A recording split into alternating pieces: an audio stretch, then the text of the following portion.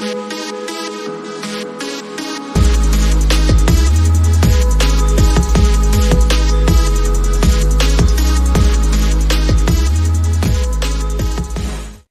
people, welcome back to Chelsea Fan TV and GNA TV. I hope you guys are well wherever it is that you are across the world. Bank holiday looms around the corner. One more full day of work, and then we've got a long break with Friday and obviously Monday as well. Not too sure with Ben if he's going to be off as well. I don't know. We'll ask him in a second. But guys, big up to every single one of you guys, and let's get into things. There's a lot to talk about. Let's cue the intro.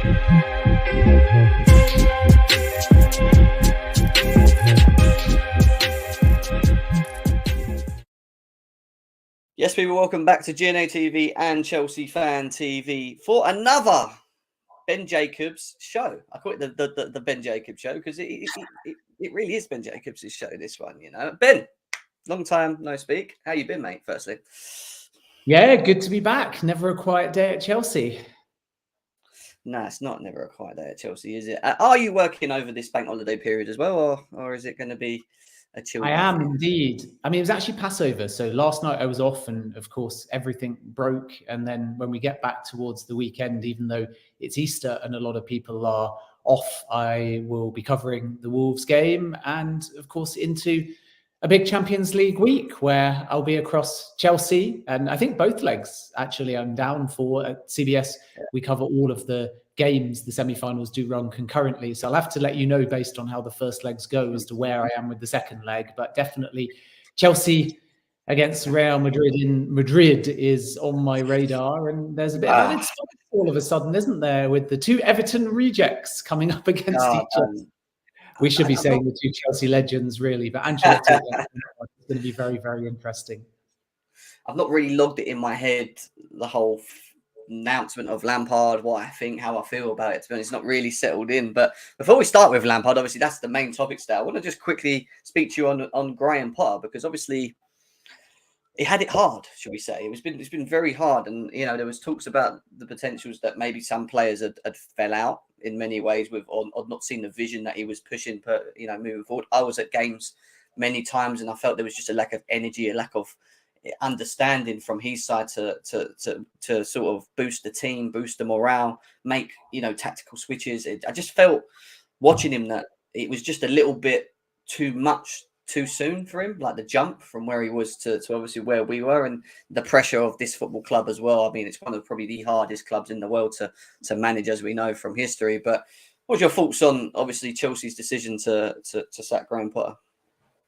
Well, I think in hindsight, and as things come out, it's very easy to call it only a football problem.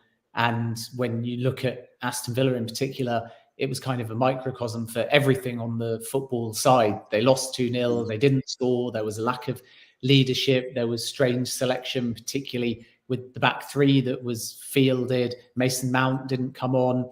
Potter said in the build-up that Mudryk was effectively in a pre-season, and then he started him. And naturally, when you add all of that up, there's a lot of blame pinned upon the manager, and the fan base made their feelings known. And it's not the first time that people have questioned Graham Potter's tactics. By the same token, there's a lot going on behind the scenes at Chelsea. And I think it would be remiss to say now Potter's gone that it was only a football problem. We know that ultimately there was a spillover from the January window and so many signings coming in to the point where they couldn't even all fit in the training facilities at Cobham or into team meetings. And in addition to that, some of the things that have maybe got fans scratching their heads are not only down to Potter alone because of that word we keep hearing now, collaboration. So the decision, for example, to exclude Pierre-Emerick Aubameyang from a number of matchday squads and also the Champions League team was not only Potter, it was Potter plus ownership. So it'd be very easy to kind of have a disconnect now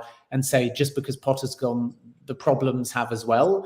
And certainly in terms of his authority, his ability to rise to the job, but also the model within which he was thrown, that aspect has been removed. But I honestly think it would have been difficult for a variety of people to do that. And this is why Chelsea are taking their time before they employ a new permanent manager.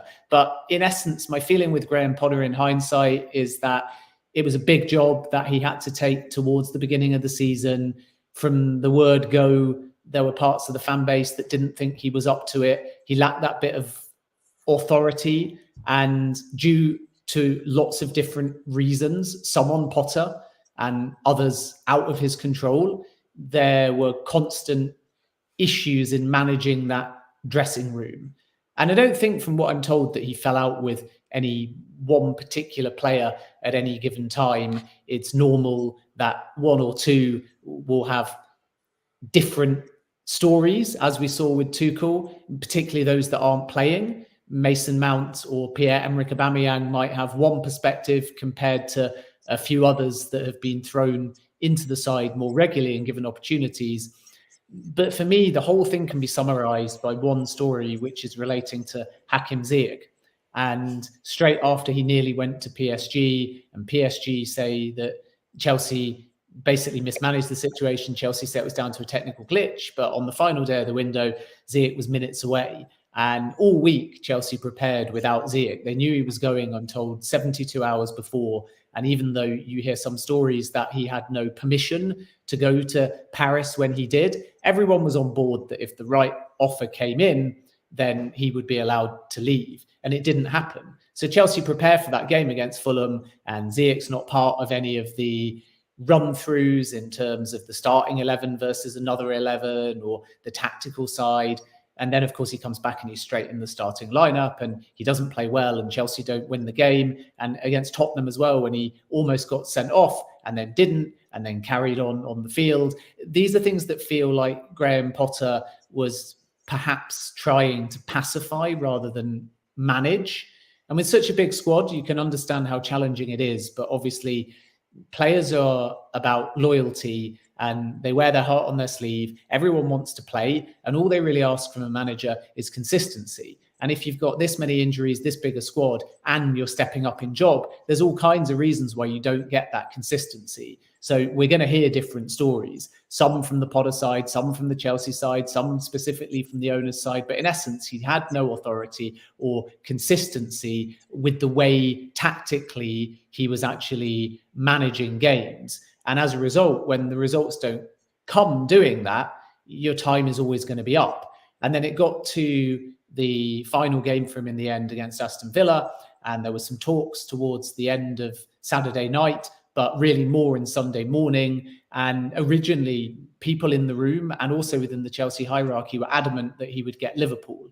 And I think a complication in all of this is that Todd Boehly wasn't there. He was in America. So there was a sleep on it element from what I'm told. And when certain members within the decision-making at Chelsea woke up, and senior to the hierarchy, so directly involved in the decision, they were still, even though we'll hear this word unanimous, undecided. Not necessarily on Potter and long term, but is it Potter and Liverpool? Is it Potter and end of the season, or is it Potter now?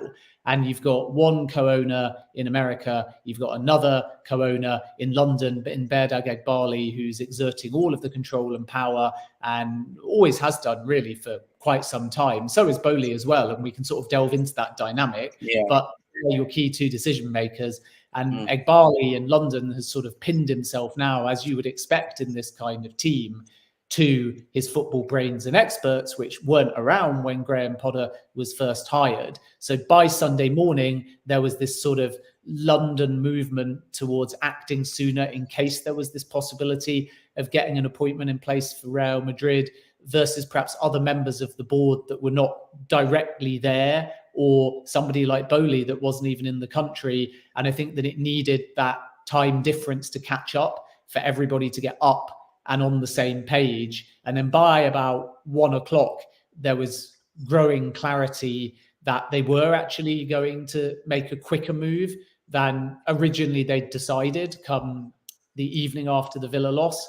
And then by about 3 o'clock, or certainly mid-afternoon, Potter was informed. And then, of course, from there, it was all just about finding the right wording and finding the right handover. But Bruno was, of course, only game by game. So It was normal that they would assess then Liverpool, because they were planning for Potter to manage that originally and then decide whether or not he was comfortable, which he wasn't, he was up for it, which he wasn't, or regardless of what he thought, whether or not they needed someone with a bit more experience. And that's ultimately when the wheels got put in motion for Frank Lampard, which is where we are today. And that's where we're going to go to next to as well, because obviously he had his first press conference. It was announced by the club itself on a statement on the website officially that Lampard will be the caretaker manager till the end of the season. There was a little... When Potter got sacked, there was a lots of talks around from the likes of Ormston, not specifically for Fabrizio Romano, that this could be quite an exhaustive period in terms of picking the right, next manager for the module and structure that Chelsea are trying to move forward in. And obviously there was talks about Julian Nagelsmann and Luis Enrique and a couple others as well, which obviously we're going to get into after we spoke a bit about Frank Lampard, but kind of links to it slightly because, it felt like you're getting that comment, which means, are we going to be stuck with Bruno and they're going to bring in an Enrique or someone like that Nagelsmann, who's our sort of preferred choice moving forward long term now for the Madrid game? Or they go and do what they did now. And it just feels like they've kind of gone one way and then just dropped the other. And it's now like, well, actually, we're going to go with Frank Lampard, maybe because they feel there may be more options. Maybe they need a bit more time going into the summer window to see who's available and whatever else. But in terms of the appointment of Frank Lampard, I would say he's overly surprising. He was at the last game round as well, which was unusual because he hasn't been going to many Chelsea games of recent. What are your thoughts of that appointment and the decision to the owners to do that rather than go for, the preferred choice now?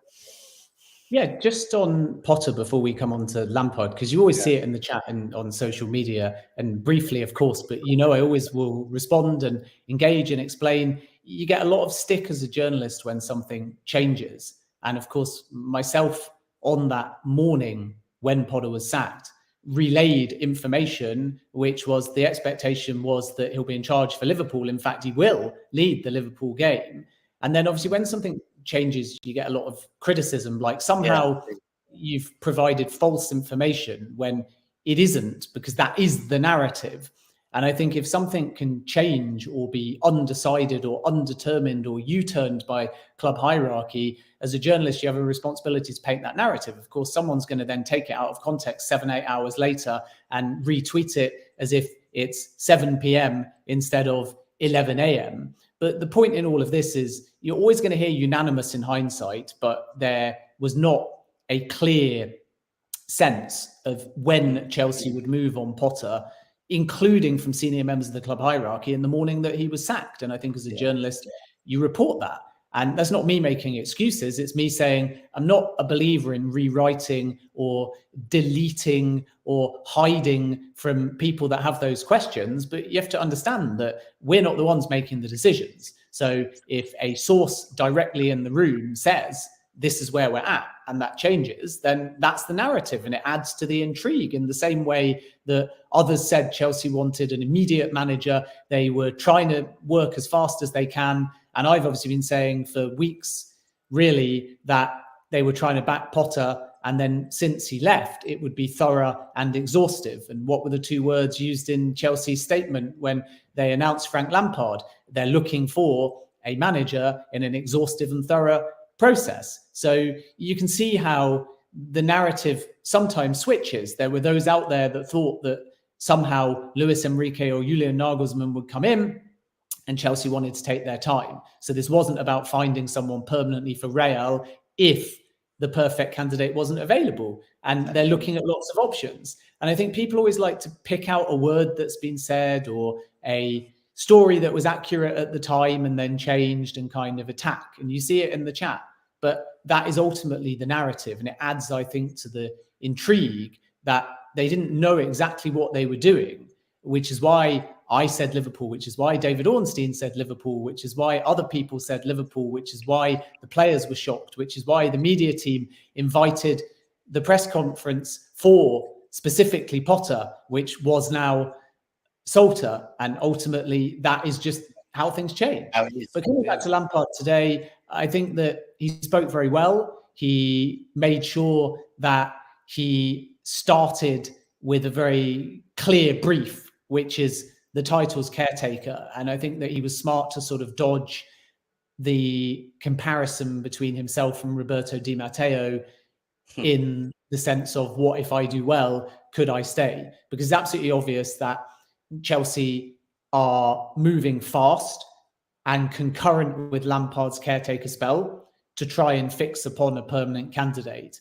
So really only if they got right towards the end of the season and Lampard did something exceptional and they still hadn't decided who they wanted, would he realistically be in the frame for the permanent manager's job. And as a result, I think that it's very smart because he has that affinity with Chelsea. He's far more experienced than Bruno Solter. You could have made an argument that if they couldn't find a permanent manager, you could have stuck with Potter until the end of the season. But it's always a danger when you know a manager's outgoing that you get a mood of resignation, whereas Lampard gives Cobham a kick and has that fresh perspective. So he might get them going.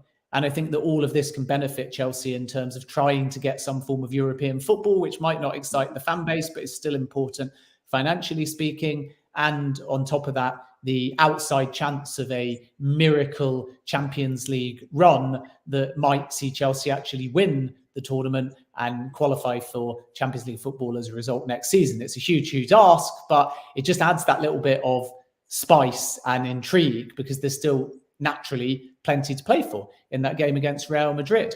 And then I think what Lampard will do and has already done is just make a few little tweaks in order to get the best out of particularly Chelsea's goal scorers or stalwarts that have been at the club for a little bit longer. And that's where I think we're going to see a bit more Mason Mount. And I also believe that from an attacking point of view, he'll have a few ideas of how to finally get those floodgates to open. So this is all very positive for me because this isn't Lampard or Nagelsmann or Lampard or Luis Enrique Martinez or Lampard or Mauricio Pochettino. This is Chelsea not having a candidate yet because they only sacked Graham Potter 3 days ago and not wanting to rush a process even with Real in mind. And they've obviously determined that either the candidates they like so far aren't willing to take it immediately, or they are in some cases, but they've not gone through their process. So it's either you stick with Bruno Solter, very uncomfortable in the role, very much a remnant of the Potter era, and only ever picked his first 11 in that 0-0 draw with Liverpool, and almost looked a bit embarrassed in some ways to be in the role because he knows that he's part of the problem and the Potter era and is basically just filling in on a game-by-game basis. So it's either him or Lampard, or you could argue Brendan Rodgers or anyone else you can get, but Chelsea have to move fast. So you got name number one that's only ever picked one starting 11, that's never managed in the Premier League, that's been part of the old culture and the bad run that Chelsea are on, that has zero experience at the top level in this type of role. And you got option number two that's largely popular with the fan base, that's been Chelsea manager and a Chelsea legend before, that has managed in the Champions League, that has worked with a variety of these players before, that knows Carlo Ancelotti, which might be a little bit of intel and information, and is part of the furniture at the club. And I think that if you only look at the choice between Solter or Lampard, regardless of what you think of Lampard, it's a complete no-brainer. 100%. I think the decision to appoint Lampard for this let's say shorter period, but period to the end of the season, does kind of make sense. I know the fan base itself against divided on opinion. It's some not too happy with it, and I'm thinking that the board ain't taking it serious because they're not bringing in an Nagelsmann or an Enrique when we're still in the Champions League and we've got an opportunity to win something there. Others feel like it's a sensible thing to do, not to rush, wait to the summer and evaluate it from there. I don't see Lampard long term, don't get me wrong. I don't think that will be the case, not in terms of what we want to do moving forward. But then again, ideally, it does depend on the availabilities of the ones that we do want. And obviously, we're being told that Nagelsmann is potentially going to be linked to Real Madrid, providing Ancelotti leaves in the summer. And, talks there may happen as well. And Enrique has been at Chelsea, I think, yesterday and had discussions there and selling the project as well. And that really goes on to my real next question with it. Obviously, going into the summer, we're going to be very busy in looking at managers. Obviously, Nagelsmann and Enrique are two that sort of have stood out the most? Obviously, things can change in the summer because some managers then leave others, and then it gives you more of a variety in terms of options and stuff. Do you think that might be why Chelsea are waiting till the summer window for that? And who do you feel, up to this point, who do you feel may be a bit more of a front runner? I mean, Chelsea are not waiting. That's the first thing to say. We're 3 days since Potter got sacked, and they've already had a face-to-face with Luis Enrique. They've made contact with Julian Nagelsmann and a variety of other candidates on a shortlist of 5 to 7. And from the very word go, these words exhaustive and thorough were used. But I think because people saw Enrique in London, or because everybody knows about the links between Lawrence Stewart and Christopher Vivell and Julian Nagelsmann, and with Real, I think everybody put 2 and 2 together and felt like Chelsea wanted to appoint immediately. But honestly, that's not what Chelsea have ever said. Even the day after Potter was sacked, my sources were saying exhaustive search, thorough process. Look at the wording from Behrad Eghbali and Todd Boehly in their statement today. It specifically says exhaustive and thorough. Now, you're always going to say that. You're never going to say we were in a rush because we wanted to try and find someone before Real Madrid, so we picked the first available name and that was that. Yeah, but rushed. This isn't only about Chelsea. This is also about the managers and whether or not they want to come in. And you can argue it both ways. Some managers are kind of narcissistic enough and ambitious enough, and they may know that Chelsea might not have Champions League football next season. That's the likely scenario, and say, okay, I want to come now, so that game against Real is in my control. But for others, they may see risk in that because they've got to pick their 11 with a massive squad. They've got to walk straight in now with no time to get to know people. So the gap between now and next season is not the same as a pre-season. A pre-season, you can meet everyone, you can team bond, you can develop personal and professional relationships, you can hold training sessions, practice games. Nobody cares if they play in a game and then don't play in the next one. It's part of pre-season. You have to take a considered look at everybody without giving away your hand. Whereas if a new manager comes in and starts against Real, of course, you could argue Julian Nagelsmann would love the chance to beat Real and then somehow come up potentially against Bayern and get one over them and win the Champions League. But a permanent manager could come in and blow it against Real, and the fan base could say, uh-oh, we rushed the appointment, we should have gone for someone else. The players can say, oh, he picked that 11 and we're not happy about it. And it can all feel rushed on both sides. And then, as you rightly say, you have that scenario whereby certain managers will know there's other jobs available, so abiding their time, because almost certainly all of these names, if they do their due diligence, won't only be talking to Chelsea. Just because Chelsea met Luis Enrique Martinez yesterday, it doesn't mean that other clubs are not going to reach out as well. And everyone talks about Chelsea getting a jump. You can get a jump on the process of shortlisting and determining who you want. But in essence, if you make an offer to Julian Nagelsmann and he thinks there's going to be another role that he quite fancies, he'll use that as leverage, which is why a lot of these names are waiting until the end of the season. So what we know at the moment is that Julian Nagelsmann, Luis Enrique are both what can be considered front runners in what might still be a process that lasts quite some time. We're certainly talking about a week or two now to progress it further rather than a day or two. And then on top of that, there'll be other names that come into the mix. And not every name will necessarily be an out-and-out serious contender. But what you will see, because of the first appointment of Potter under this new ownership group, where they only interviewed Pochettino and had a cursory chat with Ruben Amorim, they want to make sure that even if they think they know who they want, they've spoken to others. So they'll be looking, therefore, to speak to someone with Premier League experience. They'll be looking to speak to a young manager. They'll be looking to speak to somebody who is very accustomed to playing in Champions League football. And some of the names tick multiple boxes, but they want to make sure that at the end of this, they can say, even after we spoke to perhaps more people than we need to, we still fix upon the same name.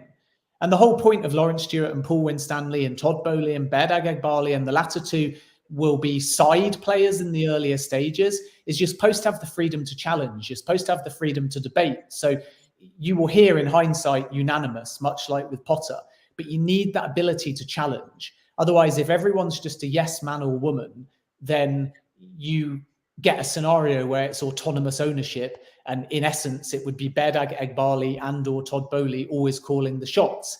And it is interesting, even with Lampard, that we hear Paul and Lawrence, but we also hear Behrad really wanted Lampard. And we hear Julian Nagelsmann in the context of Vivell or Stewart, but we also hear from sources that Behrad Eghbali really wants Julian Nagelsmann. So there's definitely a evolving dynamic within which Eghbali has always had a lot of say and a lot of power and a lot of control, as you would expect from a majority owner.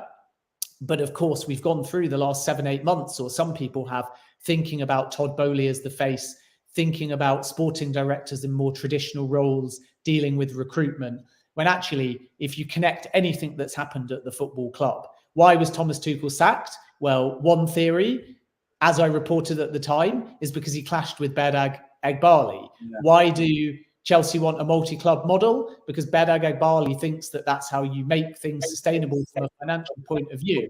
Why do they want co-sporting directors and a transfer committee? Because they want it to feed up to the ownership group. When they negotiated for Mikhailo Mudryk, who was the one leading on it? Behrad Eghbali. When they got Enzo Fernandez, who was the one leading on it? Behrad Eghbali. So there's a pattern in all of this that always leads back to Eghbali, which in essence is not a shocking point. He's paid with the rest of the ownership group over 4 billion. He's the majority owner. Of course, you would expect him to have an involvement.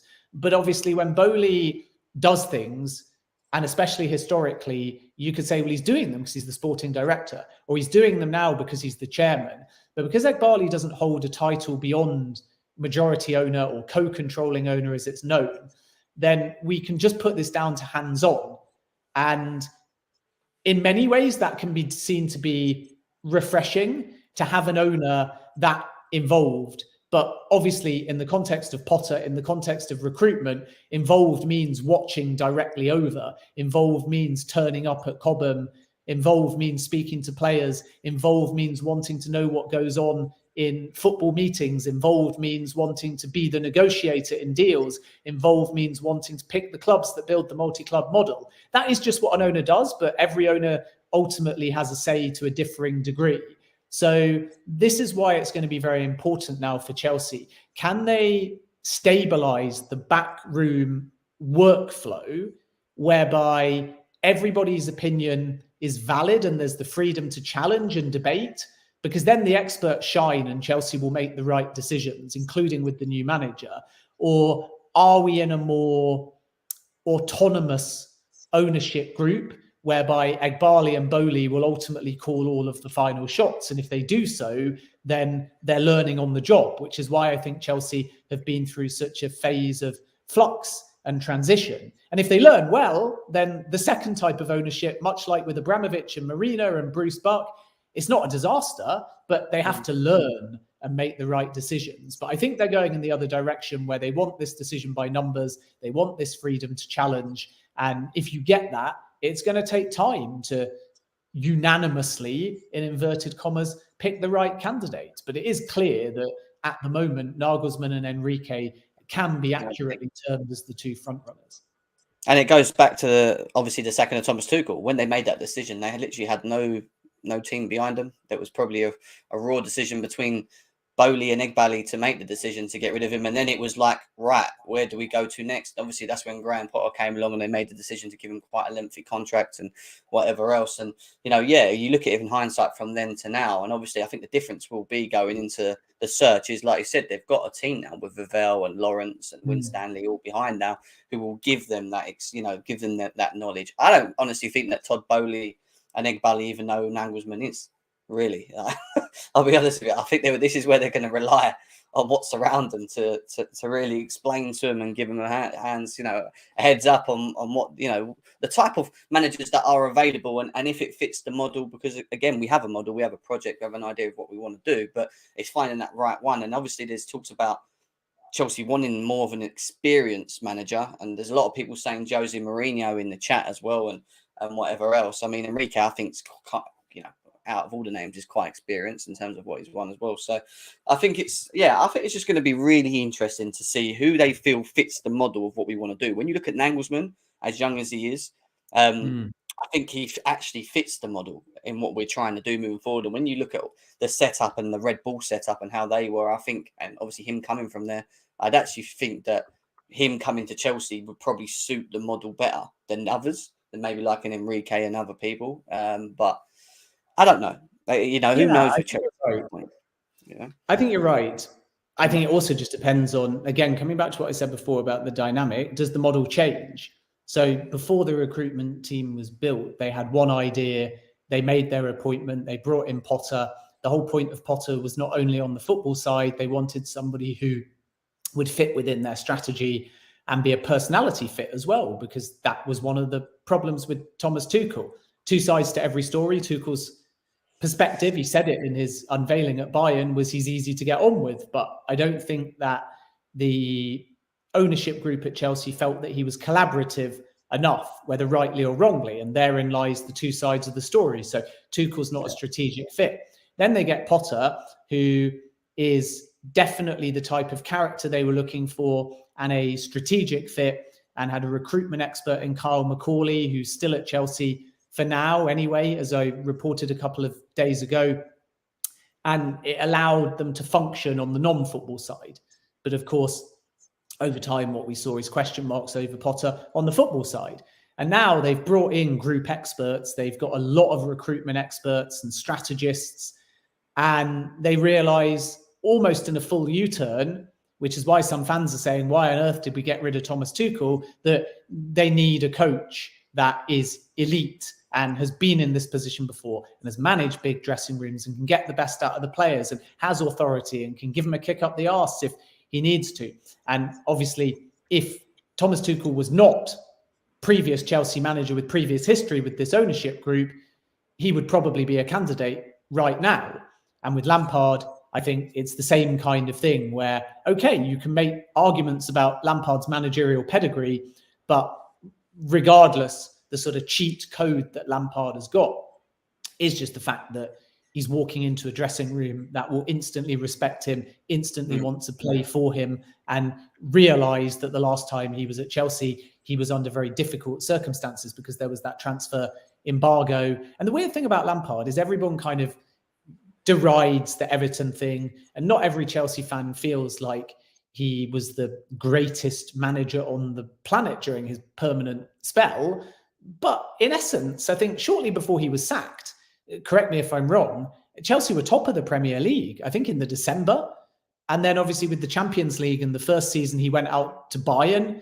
There's no disgrace in that, even though Chelsea were well beaten. The second season when he was sacked, and you have to obviously give Tuchel the credit here, but Lampard paved the way, and then Tuchel ended up at the business end winning Chelsea the Champions League. So you can look at his level of experience and say, okay, Potter has more managerial experience actually than Frank Lampard, but Lampard's got more Chelsea experience than Graham Potter. He's got more dressing room experience with these players to handle them. Because you walk in there and he'll get a kick out of Mount, he'll get a kick out of Sterling. There'll be no problem with people that are at the older end of either their Chelsea tenure or age-wise. There's no way any of those midfielders that have been in and out of the side or injured or hit and miss are going to be not wanting to learn from and play for and die for Frank Lampard. And then up front, you're going to have no problem in terms of him and Mudryk. Let's not forget, by the way, that when Mudryk was available a lot cheaper for about 40 to 45 million euros, it was Lampard and Everton pushing for Mudryk, and they made an approach along with Brentford, but the valuation wasn't met. So that's even a player that Lampard appreciates and may be able to get the best out of. So there's a lot to like in the short term, other than maybe the argument that it's just a stopgap and what's coming next. And what if we go out the Champions League? Are they not just relatively meaningless games? And where are Chelsea going to finish this season? But like I said before, if you can't find the right name due to either decision-making or time, or the manager you want saying he will not start, and it's non-negotiable until the beginning of next season, you've got three choices. Keep Potter, and they didn't want to do that. Keep Bruno Salter, and they didn't want to do that. or bring back a club legend. And yeah, I mean, you've said to be articulated very well, as you always do, to be fair, and it makes a lot of sense. And I think, a lot of people were saying that they agree with the views and what you said in the chat as well. And I agree. I think we've got a lot of young players in there, Madueke's, Mudrik's, Enzo Fernandez, who's still, even though he's, in my opinion, been great, still learning the league. There's a lot of players there that need a little bit of guidance, and why not Frank Lampard for for a short period going into these big games against Real Madrid and stuff as well.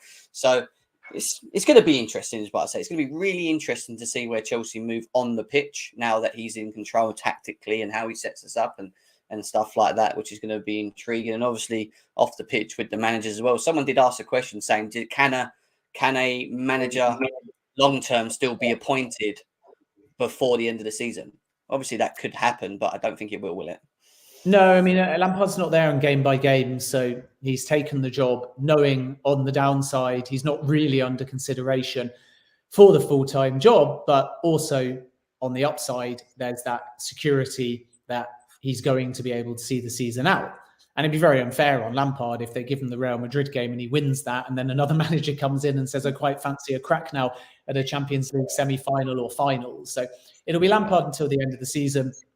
And we can read into that a variety of things. Chelsea haven't got enough time to do the full process, or Chelsea have got a candidate in mind, but they're not prepared to start until next season.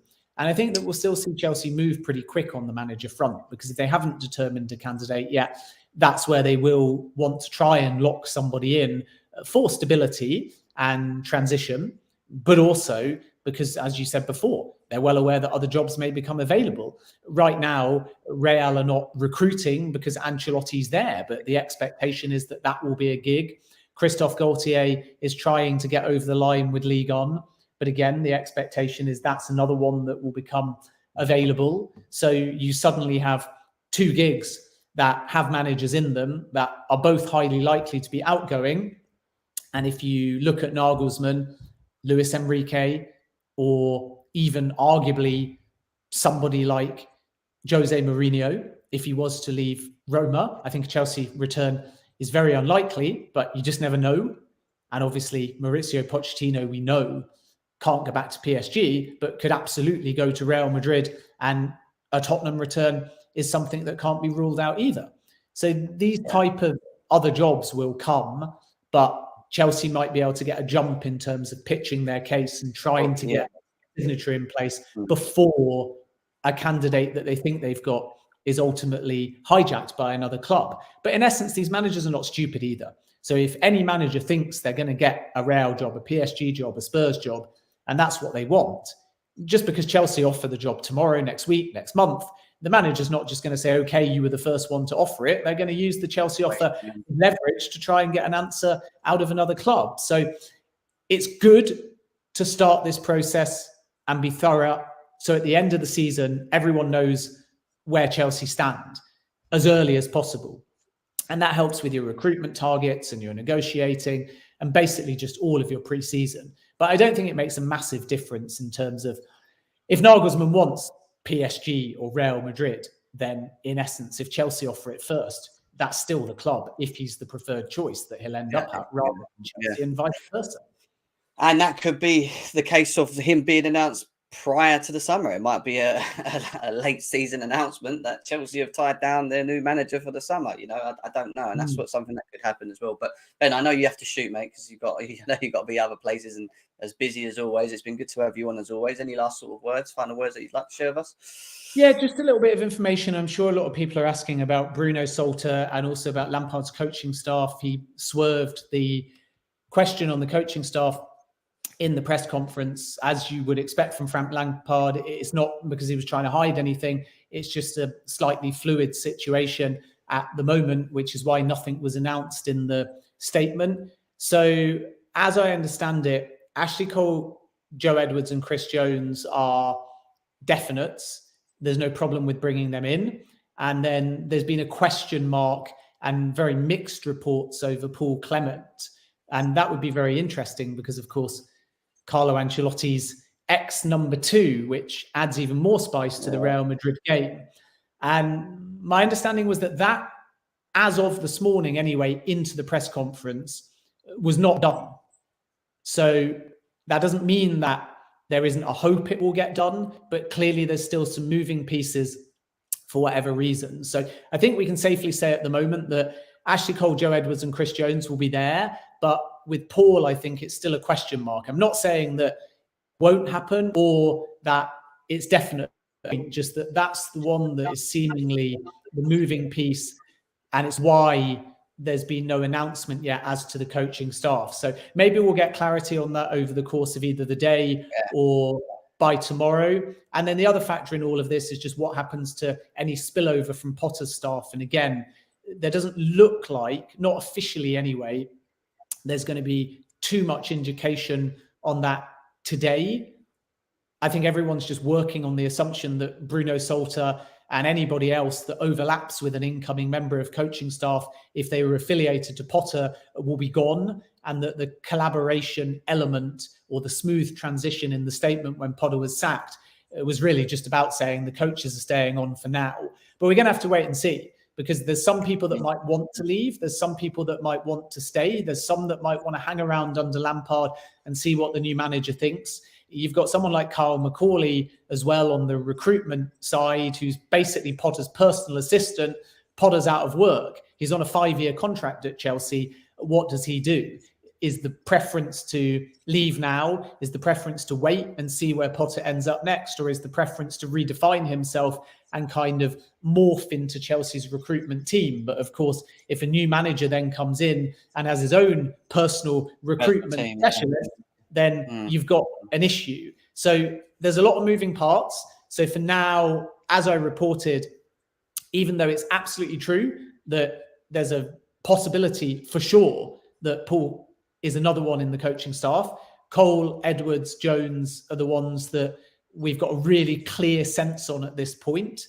And then we wait and see on Paul, and also maybe tomorrow, but the club are a little bit coy in terms of sources I'm talking to about putting a timescale on it. We might get a bit more clarity over Bruno Salter. And you would think logically that he would just go along with Graham Potter, but let's see, because it was a game-by-game contract. So one wonders what they're going to do with that, if they're going to offer any kind of thank you payoff, if they're going to try and keep him on in some capacity in a transitional sense, at least for the Wolves game, because he's obviously been aware of the preparation for that. These are things that are still up in the air at this point, and as soon as I know more, I will let you know. Sounds good. Well, you guys know where to find Ben Jacobs. Is on Twitter, and it's literally his name there as well, at Jacobs Ben, isn't it? Is it at Jacobs Ben? It is, yeah. It's the other way around. Ben, yeah. Yeah, so you can always go and check him out on Twitter. He'll keep you updated on any more Chelsea news as well as we move forward. And we'll have Ben back as we do. I'm sure, I'm pretty sure he'll be happy to join me as well and do some more shows moving forward, Ben. But thanks for your time again, Ben, as always, mate. I appreciate it. Always do. Yeah, always a pleasure. Good luck against Wolves, everyone, and have a good day. Take care. See you later. Bye-bye. Bye-bye. Guys, there you go. What do I say, eh? What do we say? Obviously, we know that the backroom staff and what we've been told, Ashley Cole, Clements is another one as well that will be joining Lampard. Bruno Salter's up in the air. We don't know if they're going to make a decision on that as of yet, whether he leaves or stays or goes. We have to wait and see. In terms of the summer window, you know, we may rush to a point before. We may wait till the beginning of the summer. We may, I don't know. And it seems again that it all seems to be more up in the air. However, what I do like with Ben is he always seems to bring some sort of understanding and clarity to the situation. And again, that's what we need, I think, moving forward as well, you know. I have sent the link into the panel. The link's sent to them if they want to join. I did say we'll go for another little bit more. Got an itchy tattoo at the moment, which doesn't help. But I'd like to hear what you guys have got to say in the chat. Obviously, you heard a lot in terms of what he said. Lampard is now the new Chelsea caretaker manager. How do you guys feel about the appointment on that? I could put the link in the chat as well, I guess. Why not? I haven't done that in a while. There we go. Link in the chat as well for you guys. If you want to join, please do. I know Matty's saying he wants to jump in, so let's get him in. Come over, have your say. Let's talk about Lampard. Let's talk about the rest of the season. Let's talk about Mason Mount, the potential of Mason Mount returning into the squad now. Hasn't played a lot of football. What will Lampard do tactically? What will Lampard do tactically with Chelsea? How will he set us up? Now he has, when you look at what he had then, what he has now, Lampard, you could probably say there's more quality in the team now. Matty's joining us. Matty, what you saying, mate? Hey, Fat Frank's back, man. I mean, like, there's literally, I've made this clear, there's no point in this. My logic is you sack Graham Potter, great, clap my hands. Go get that man for the long term. This interim manager is a PR stunt. Clear PR stunt. And for me, I don't drop my stands with this club. I expect us to keep winning the games. Lampard is not going to help us winning games. I would rather have Graham Potter to the end of the season and then go get that big manager. There's no point replacing shit with garbage. There is no point. Lampard is shit. The players in the team, he's had arguments with Kova, Kante, Kepa, Aspie. He's had arguments with them. They don't like him. He doesn't like them. Why bring back your ex for 3 weeks? There's no point. Go and get the long-term manager we need. Why not get Nagelsmann now? You want to wait? Go get Nagelsmann. Bayern want to get him a job ASAP, though. Maybe he's not ready yet. He's just come out of Bayern Munich. This is what I'm saying. What's 3 weeks going to change, though, Jem? What's 1 week and a half going to change? Maybe for him, it might be because he wants to spend time with his family. These guys do have personal lives. What do you like? I'm just saying, like, we need to think of that. We can't. If it's a personal life, that's great. Move on to next. Like, Jem, Bayern want to get rid of him off his contract, right? Because he's getting, obviously, I don't blame him. He's getting paid, right, to do nothing because he's still paid, right? And now Mickey Mount is going to keep starting week in, week out. That twat's going to keep him on this pitch. Gallagher's going to be on this pitch. This team's going to get shit. I don't know. It's 11 games on shit.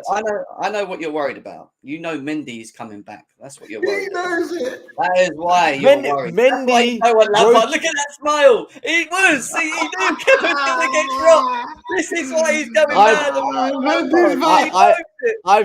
Mendy, I'm not going to say, because there's kids on here, but Mendy got injured for some reason. So I'm not going to say why. Mendy got the most useless injury. He's back, right? Mendy starts.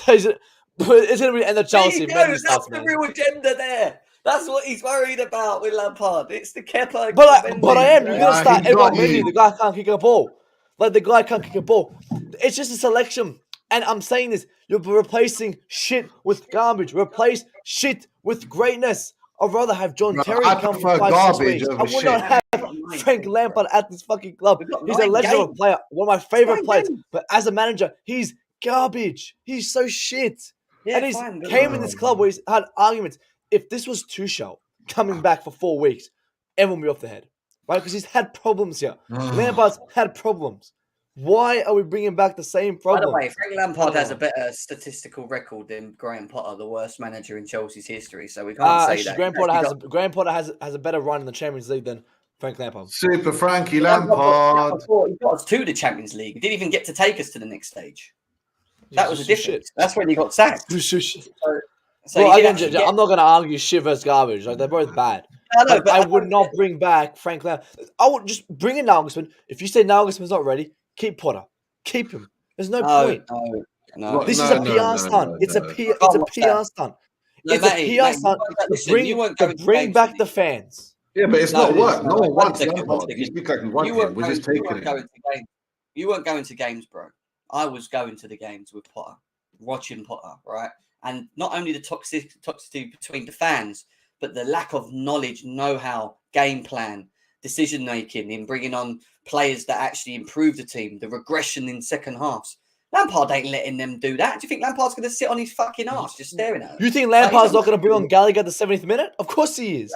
He's still going to do the same shit. We don't know this. We don't know this. Jim, at least we've seen it. We know what he's done. We're going to play the same octagon fucking formation that we play. Like, I know what's going to happen with this team. We're going to go from 11th to 12th. I agree. Jim, I'm not saying don't we're going to win games 8-7 and it's going to be 4-1-5 attack. That's what we're going to play. But it might score goals. We might score goals. Here's the thing.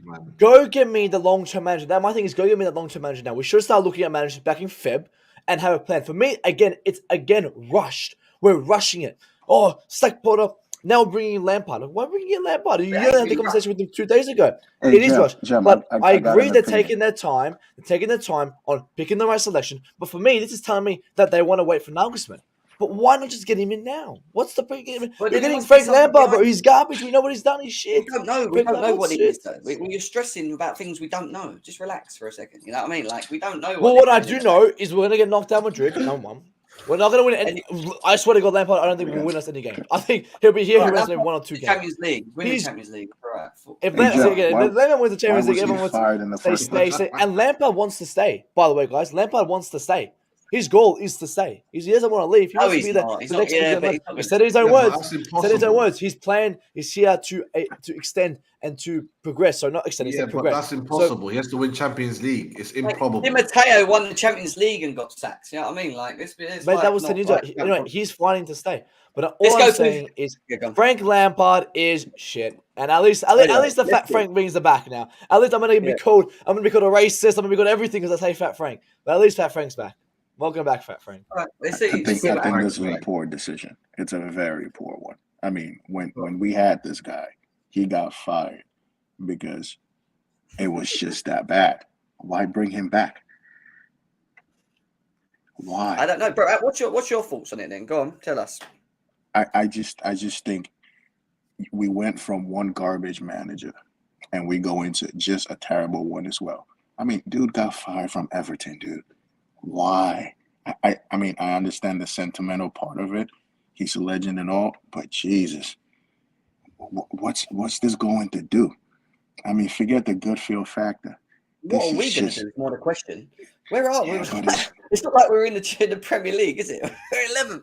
Like, what are we doing here? Like, all right, I understand that part of it, but this is just poor, man. I mean, you think you get rid of Graham Potter and your week gets better, but then it actually doesn't. They bring just an equally inept manager, bro. I mean, let me ask you something. What do you think is going to change from when he was here the last time? Honestly speaking. Wait, 40? And Zombie, don't you guys think you should wait at least until the Wolves before you unleash the kind of whoop ass? Because what if he destroys Wolves and then you guys are going to be here like, oh, okay, he actually done decent. And me and James are going to be like, his first season, he beat Wolves. When Lampard, you're on mute right now. But I know it's only Wolves. I get that. But we know what we had with Lampard. We know. I want to have Kepa as manager. Bring Kepa off the pitch and put him as the manager. I'd rather that because at least there's something different. The Thiago one was funny, but because I know. I would rather have someone else than Lampard because I know what we're going to get with Lampard. We're going to get oxygen. Bringing Cole, bringing Terry. We'll have oxygen formation, crossing inshallah, fucking terrorist football again. It's gonna be shit. Jim, we had arguments. I remember sitting here in 2020 and arguing about Lampard subs. He'll bring on Gallagher. No, Gallagher. Who used to bring on? Someone go and get me tissues. Where's the tissues? Used to be on Gallagher. Used to be on what's his name? Gilmore. Gilmore on the 89. We used the worst subs. These are the worst subs ever. We should need a goal. We need to be on Jorginho. The subs were shit. Yeah, you're overreacting, man. He's going to win the first 3 games with new manager Barros. It's not even about it's not even about him winning or losing right now. Do you know where we are right now with 9 games left? Do you know where this club is right now this season? And he's going to make it worse. In the mud. As long as we don't get relegated... You know, and we don't get Europa League. He got Everton relegated for the first time ever in history. He'll get us relegated. We're not getting relegated, man. You'll just be the hater. Just stay 10th.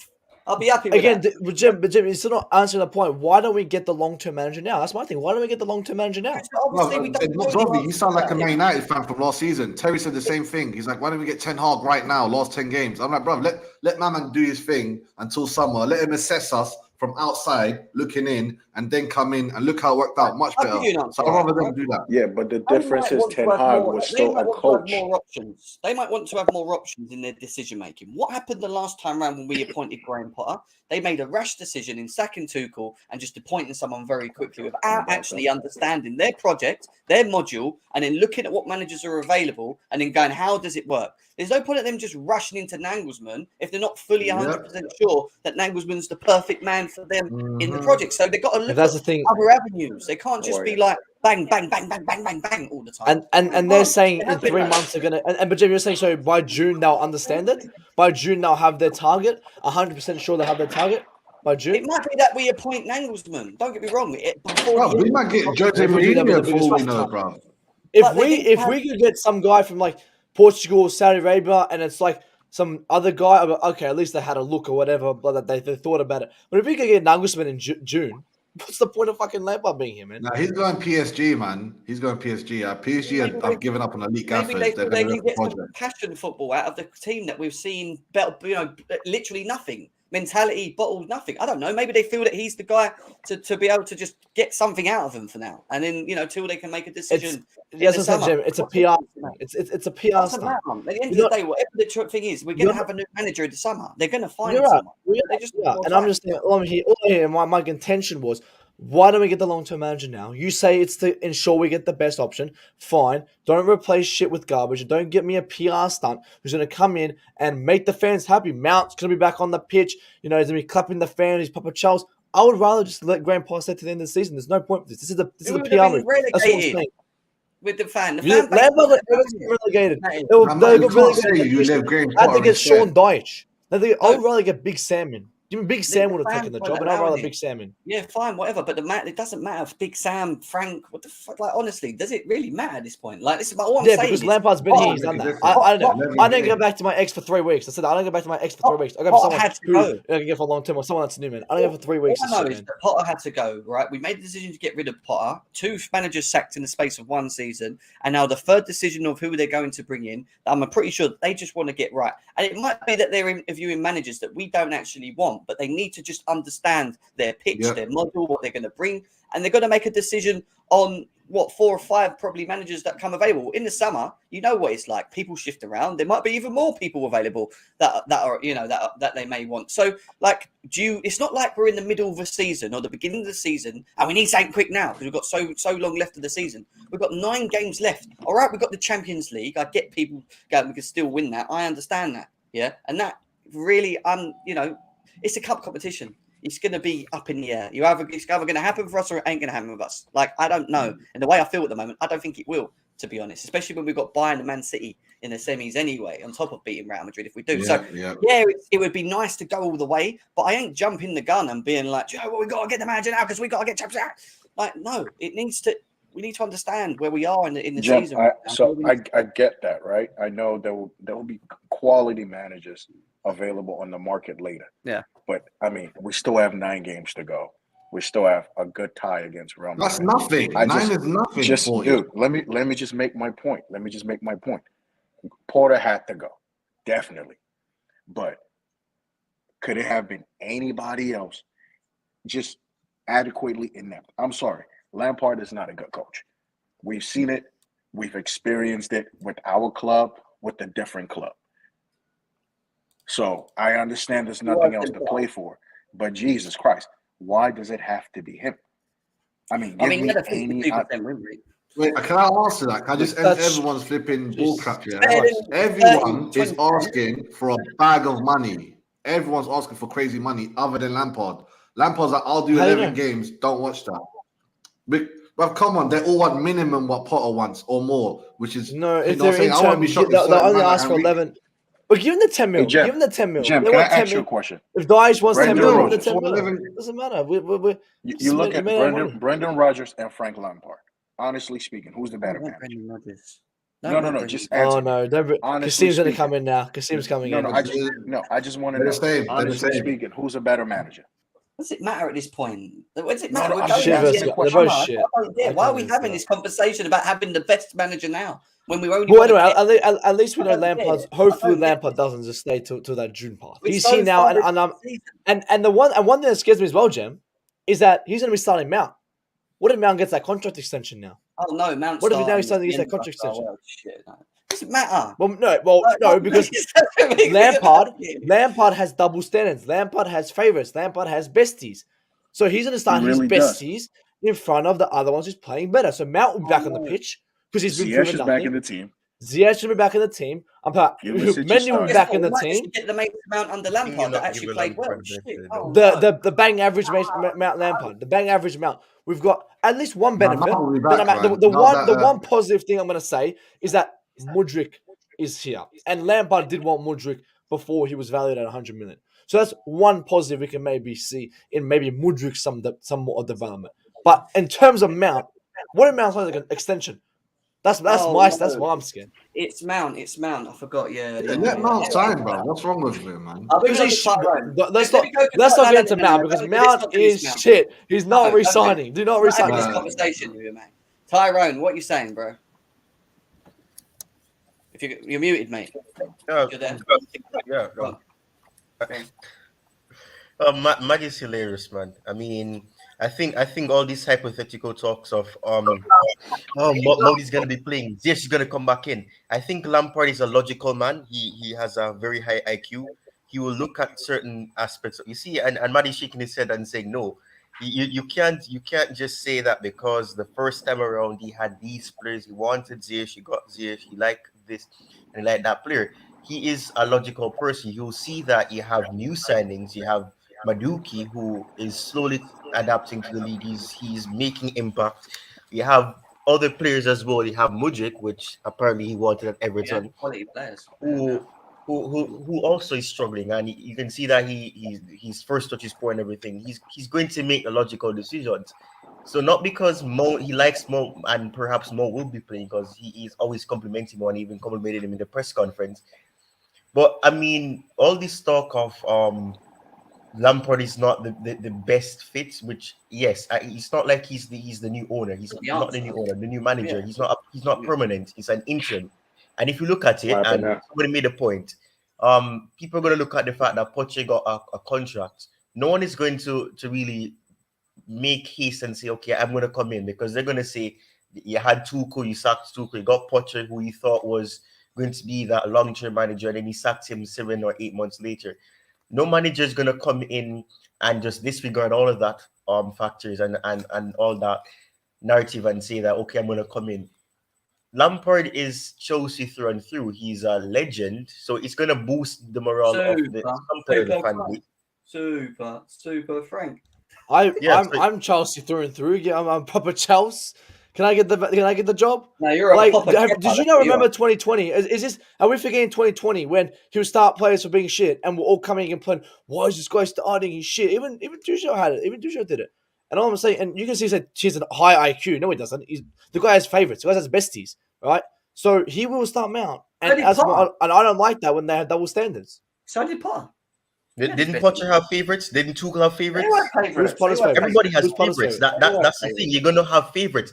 Klopp has favorites. Who was Potter's favorite? Pep has favorites. Everybody has favorites. You can't be. Tuchel's favorite was Jorginho and Reece James, who was the two best players in the pitch. He dropped it for that reason. But again, I know I've seen this from Lampard. Yeah, but you're going on what you saw from him in the past with him, and I get that, right? Because I saw him 3 weeks ago when he did that when he got sacked at everything because he never got them relegated. He's got a large scope. 2 months, bro. That's not fair on Lampard completely though. Everton have some big injury problem as well. Where are Everton now? No, but listen, Lampard's learned a lot in the 2 months he's been missing. I just don't get why we're so crybaby about it. Like, it's 9 games. I get it's annoying. It is what it is. But at the end of the day, it's either Bruno Silva or Lampard. At the end of the day, and Lampard's coming. We're going to appoint a manager, a new manager, either before the summer or after this. I've said this already, so.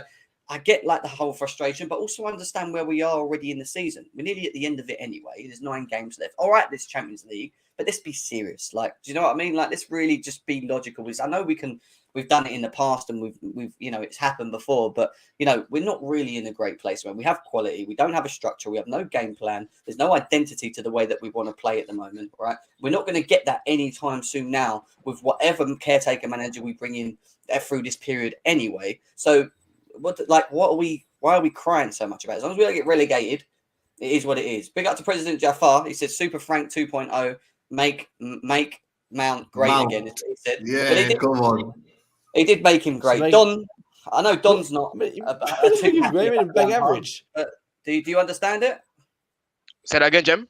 Frank Lampard, tell us. Oh man, I can't lie. I was rattled by the news yesterday when it came out that we've actually hired him. Because realistically, I thought Nagelsmann or Enrique would take the job now. I get it. I do get it. they want to do their due diligence. And the first thing I said when Potter was sacked, please don't make any rash decisions, because we need to make sure that this next appointment is actually going to be the right appointment, especially in the short term. We don't know what's going to happen in the long term, but we need some stability. We need some results. We need to see better performances instantly, right? So I do get it. They're taking their time with it. But I get the logic around Frank. I'm not overreacting. When I saw it, I didn't scream and shout, chuck things around the house. I didn't do that. I was underwhelmed by it because I just didn't expect this to happen. I thought they would have got the manager in. But again, I get the logic around it because everything that we're hearing around the club, Potter, they're giving him nicknames. Apparently, he's asking the players, what do they think of me?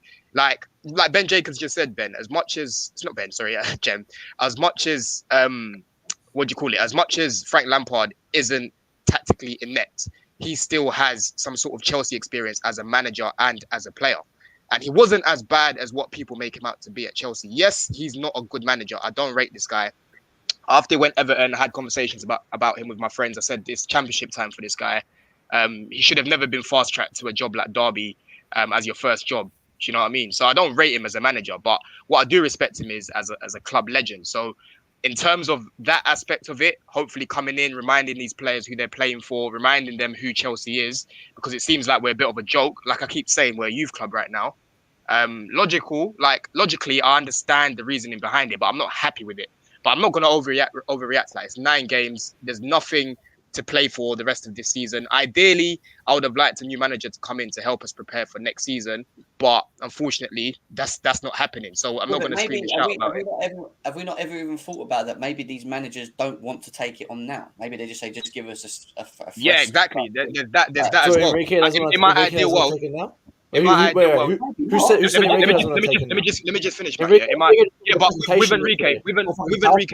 with Enrique, yes, he could have taken it now, but we don't know if he's their first choice, because what's coming out and who seems to be their favorite is Nagelsmann.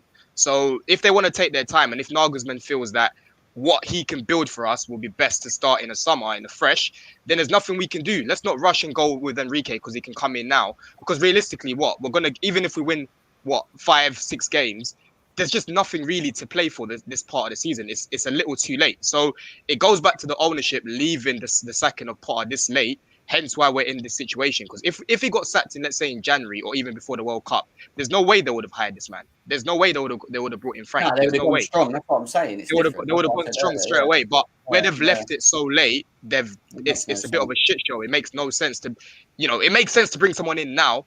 But I get it if someone doesn't want to come in now. There's nothing we can do about it. But with Frank Lampard, I just don't overreact. Again, I don't know what to expect. I don't know what to expect whatsoever in terms of results or whatever. But what I can expect is at least, a baseline of respect, because everyone knows who Frank Lampard is. Highest goal scorer at the club.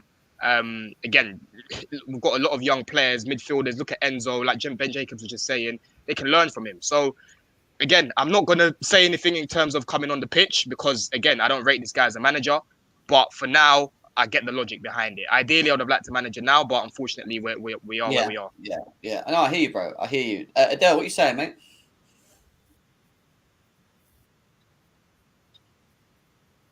Yes. Adele, can you hear me, mate? You gonna talk? He looks a bit frozen. Is he going to talk? Is he going to stare? He's lagging badly. Bro, you're lagging badly, man. Can't even talk. Sorry, mate. He's just sitting there staring at us. Lampard's doing the job for free, man. So everyone don't jump off his case. He's doing it for £10 a week. Is he? Is he doing it for free? Yeah, apparently it's 50k. Yeah, so that's like dead. He said, I'll do it for free if I can put Mendy back in goal. And they said, yeah, go on. Mate, of course, he wanted to. Mate, you know, the job is for him, man. He never. Anyway, at least if he goes in 9 games, whatever. 11 games, that's fine. Whatever, get him out. Matty. But it's just not an improvement on what we have. It's not going to progress us any further. Now. I always look for progressing. I think it'll make us worse. I think it'll make some problems with some of these players. For example, Mount might fucking contract. How can it be worse? Where are we going to finish? 15th. Guys, we're mathematically not safe from relegation. We can get worse. We can still lose games. Lampard will lose us games. 1 point. Burn about. We'll get 8-0. Safety. Jem. Still 1 point. We still need to get that 1 point. We're going to get 1 point with Lampard. I'm sorry. Who's going to get that 1 point? Put me as manager, man. Get me as a fucking manager. I'll get us the fucking top 4. Put me as a manager. You I'll get acted highlight like Frank we're Lampard. games, you're going to lose 9 games in a you row. joker. Manager as Adele, player, give me in. Adele, what you saying, mate? Can you hear us now? Maybe not. He likes staring at us. You should Guys, jump over the camera at the least. and just Adele, put the mate, mic you on. going to talk? Hello? You there? Man. I don't know, bro. I don't know. I want Guys, he's people saying they're not gonna get worse. We're gonna get worse. Like we can get worse. Oh, Because Matt. I'll tell you right now, he'll put his little No, favorite it's the boys that he background. does, in the bathrooms with, or whatever they do behind the scenes. He's gonna put them on the pitch, and we're gonna fail from there. Mason Mount will continue. We were going to lose to Arsenal anyway. We were going to lose to Man City anyway. We were going to lose some big games anyway. Real Madrid, it doesn't really Anyway, matter. Lampard get a better Mason Mount, though. He might win the Lampard second can come. I couldn't care less, but it's not what I would do. My intention will be to get that long-term manager now. And this is telling me this is a PR stunt. It's a PR stunt. Again, do you know what is with our fan base? We just like making stories in our heads, don't we, all the time? It's like we can't just go. It's always. It's like we moan about. Jem, you got to think logically. You think it's all sunshine and rainbows. We moan about Graham Potter rushing, us signing Potter and rushing and sacking Tuchel, and now they want to just take their time and make the right choice. We're now moaning because they're not getting the right manager. It's just unbelievable. In 2 months, in 2 months, when Nagelsmann's here, what's going to change? In 2 months, when Nagelsmann's here in June, what's going to change? Wait, what's going to change? From now till June, what's going to change? Because Nagelsmann will be. If you're saying Nagelsmann's, maybe Nagelsmann wants to spend a couple of weeks or months with. But Jim, you just told me that I'm making up stories and believing stuff. When you're just here, maybe he wants to be with his family. You're sitting there assuming. You're asking me why doesn't he want to take it over now? I am assuming, but you're telling me I can't assume, and then you come assume. I'm assuming. Yes, I'm asking me an assuming question. What do you want me to say? We don't know. You're asking don't come out and say, don't assume, and then you come out and assume. Yeah, because you just asked me an assuming question. I've just said to you, what managers would take the last 10 wait games? till the summer. It's like, but why can't Nagelsmann? Hang on. Jem's theory is that Nagelsmann can't come in because he's spending time with his family. Right? Maybe he don't want to come in now. What about this one? Maybe he just doesn't want to come in this window. Why not? What about that one? What? Maybe he just doesn't want to take over now. Maybe he wants to wait to summer. summer. For PSG. Maybe. And or maybe like Ben Jacobs said, maybe there is maybe other options out there. Maybe like these top managers want to do is compare. If Chelsea are on the table and PSG come around the corner, maybe they want to have a bit of a bargain more as managers. Maybe I don't know. Yeah, when Nagelsmann's here in June, there's going to be 0 changes. Like we should have just had him now. But I don't know. I would have kept Frank. I would have kept Graham Potter anyway. Like I don't like the guy. I never wanted him. You won't see. Yeah, you don't know about Graham. Yeah, I know, and that's where it comes to my point. It's going to be a PR stunt where he's going to come, he's going to clap the fans, and give the fans what he wants. He's not going to win. He's not going to get the results. 90% of the fan base was crying out for Potter to get sacked. Now you're saying, we should have kept Potter. Why? It don't make no sense. Dude, I don't care. I don't care about the fan base. I don't care about the fan base. I've got to care about you guys crying. Like, think about Don went to games with me as well. He was sitting with me. How bad and toxic it was there. What we even saw on the pitch. It was bad. It was really bad. I don't think you understand how bad it was, Potter. I don't, Jim. As I said, Jim, it was bad. But to bring in Lampard again, that's my point. I just don't like Lampard. Don't want. But anyway, he's here. We'll see what happens. Matty, you're missing a key point. Hold on, OG. Matty, you're missing a key point here because Jeb is right. We've been to games this season and it's been bad, bro. It's horrendous. It's even worse in person. And especially when you even watch him, when you just watch him on the touchline, this man was completely out of his depth. This man is not a man that you would look at and think he even managed in the Prem. The guy was absolutely clueless. Absolutely, he had no idea what he was doing. It was bad, bro. That's why I'm saying, if you actually go, if you, I'm not saying that if you go to the games, you're any better than the fan who doesn't, because we're all the same, right? But when you're actually in the stadium and you can sense what he's doing, and you can sense it's completely different, bro. Something had to change. The main problem that you're missing, the main thing that you're missing here is the fact that they've waited too long to sack him. But again, they done themselves anyway, because what they did was they hired him on a 5-year contract, right? They said they're not trying to do this hire fire thing. They're trying to back their man. They had egg on their face for weeks, but they couldn't sack him because of what they said initially. Because if they did sack him, then it would be, oh, you're basically the same as Roman. They had to carry on and keep saying, we're going to give him time. We're going to give him time, as much as they didn't want to, because believe you me, they were not happy with these results that were happening. They were not happy with this. I'm telling you now. They weren't. I was the first one to come out and criticize Potter on that shit. And I just attack. I said Potter out in the second game week. I said he hasn't had the mentality for it. I agree. No mentality. He's the worst coach in history. I agree with you. But then to go and get Lampard for the 11 games doesn't make sense. I'm saying, why don't we get a manager but I now? agree with you. And your point is, so you want to wait and you want to ensure we get the right one. I'm saying that's fine. Yes. I'm not going to get this interim manager like Lampard where he can come in and essentially change the structure and possibly get extensions to players. Who would you have brought in now?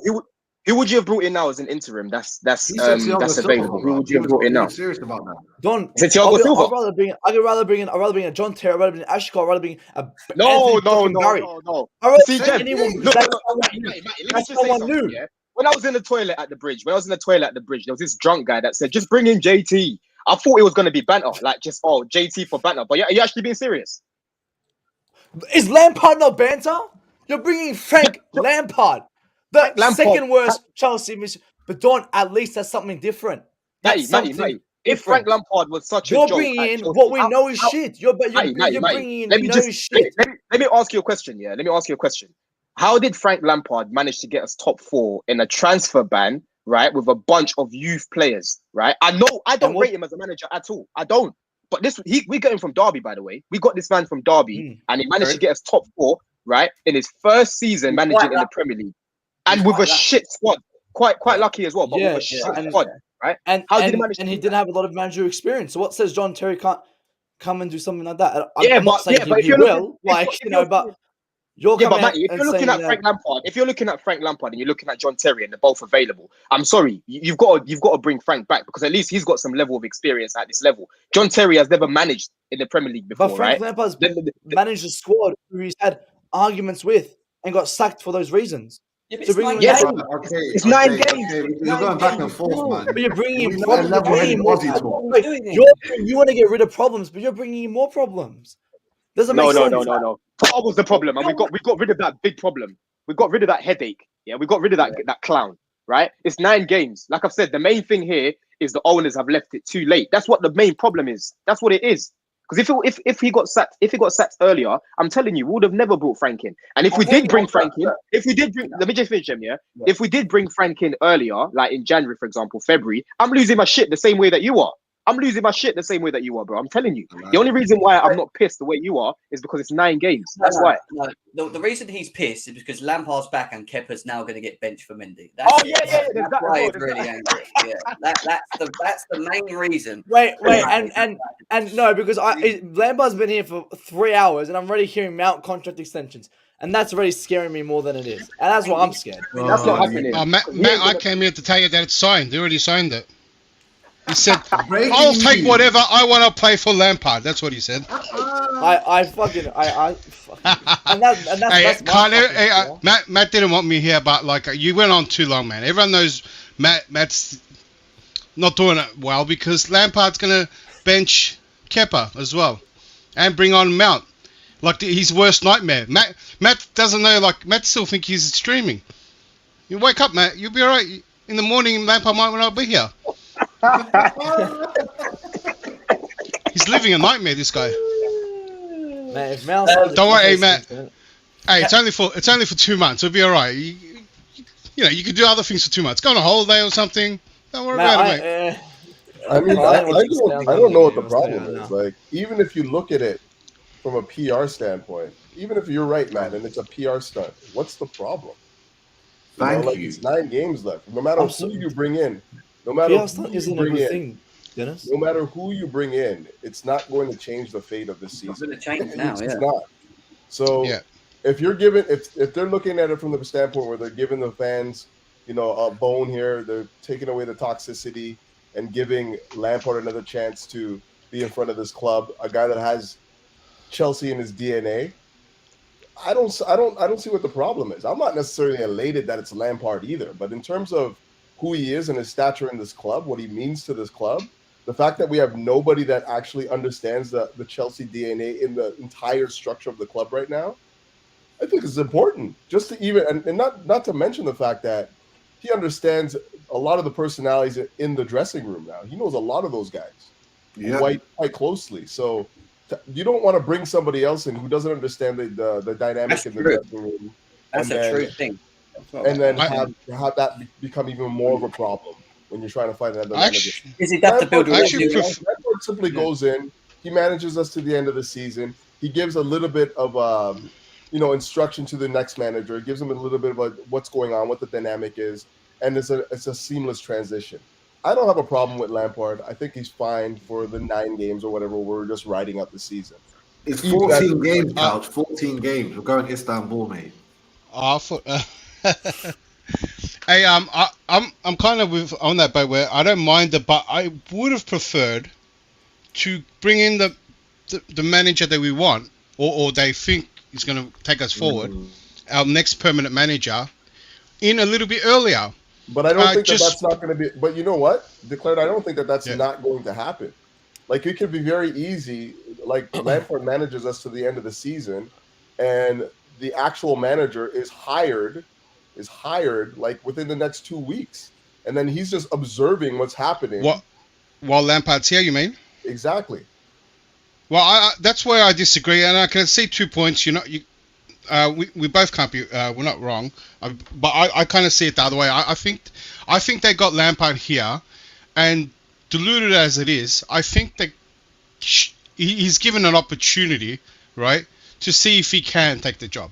Like, he's come in with maybe a small percentage of a chance, right? Not that they told him there's no way it's happening. Lampard's going to try to do something. Like if Lampard wins the Champions League, everyone's going to be saying maybe this guy should be our next manager, right? Or maybe they might give it to him. That small 5% chance, that's still chance. I don't think, unless things go badly, I think they just give him to the end of the season and then do it. But I would have preferred another interim manager with one of the coaches. Like Anthony Barry, was in there, and that guy's managed Wigan. At least he would have been better than Bruno. Regardless, that's how much of a write-off. Right? You know he's on his way to Bayern, right? Yeah, but he can be an intern he's staying now. Lampard's going to make him stay. Yeah. Oh, now he's staying. But regardless, there was better choices than Bruno. What I'm just saying is that because there's internationals at the end of the season as well, Andrew was saying in another show, I would have preferred a manager to come in and start his preseason a little early in these 10 games. Get to know the team, try out some stuff. Players go on holidays, internationals, come back and continue that. Just have a little head start. I would have preferred that. Lampard's come in, for me, just to calm down the fans. Like you said, no manager will come in and turn the season around and take us all the way. So it got really toxic, and he's just been brought in to just calm everyone down. It's going to be a good atmosphere, like everyone's going to be singing his name at the games and stuff like that. But I would have preferred. Because Jim already said that. Super Frank. With the donation here, big up to him. He says, making stuff up. Lampard didn't fall out with Cover, Aspi, or N'Golo Kante. He fell out with Alonso, Rudiger, J5, and Kepa. Only that bum Kepa is still here. Well, that bum is number one keeper. Aspi's still. Aspi's dead. Yeah, I think Aspi was part of it. Well, the reason he got sacked is because he lost the dressing room and he wasn't connecting, and obviously it was shit. So you're just bringing him back for the same problems to possibly happen again. We know the thing is, we know the problems. We know the problems. We talk about 9 games, but you know that. And I'm saying you can say 9 games, but you know the problem's going to come back. And you guys say it's only 9 games, so don't come and complain. Don't come and complain when we're losing 3-0 to Brighton. They're going to play when the players are falling out. We're on vibes. Fam, we're on vibes. There's no such thing as don't come back. Imagine Mount balls out too. What are you going to do? You're going to blow a head gasket. Don't come out and you guys all want to know. Don't come out and complain when we're down 4-0. Why not? Players don't come with the manager. I'm trying to help you. Who cares if we're down 4-0? Hold on, declare. Mate. I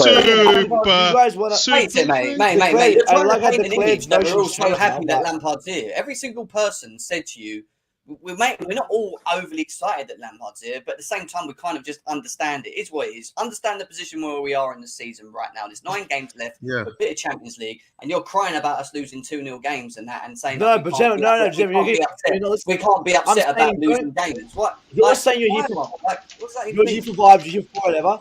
I'm saying you're here for vibes. I said, don't come and complain when we're down 3-0. Don't come in the Brighton review and go, you know what's be down 4-0 anyway with Potter. What are we complaining about? Yeah, mate, do you know Ashley Cole's going to be on the sideline too? I'm great to see these legends. It's going to be half a legends game. Maybe they should just jump on. I want Lampard to jump on. But Jem, I'm happy. Don't want yeah, the guy destroyed the season. Matt, you're talking about like there's something to salvage or something. Declared. Let me help Matt. Callie, I don't think anyone can help you. When you know the problems are here. Matty, Matt, we are just let completely me tell you damaged something. already. We are 11th. How more damage can we be as a football club? Jem, do you know we can still go down the ladder? We can still go down.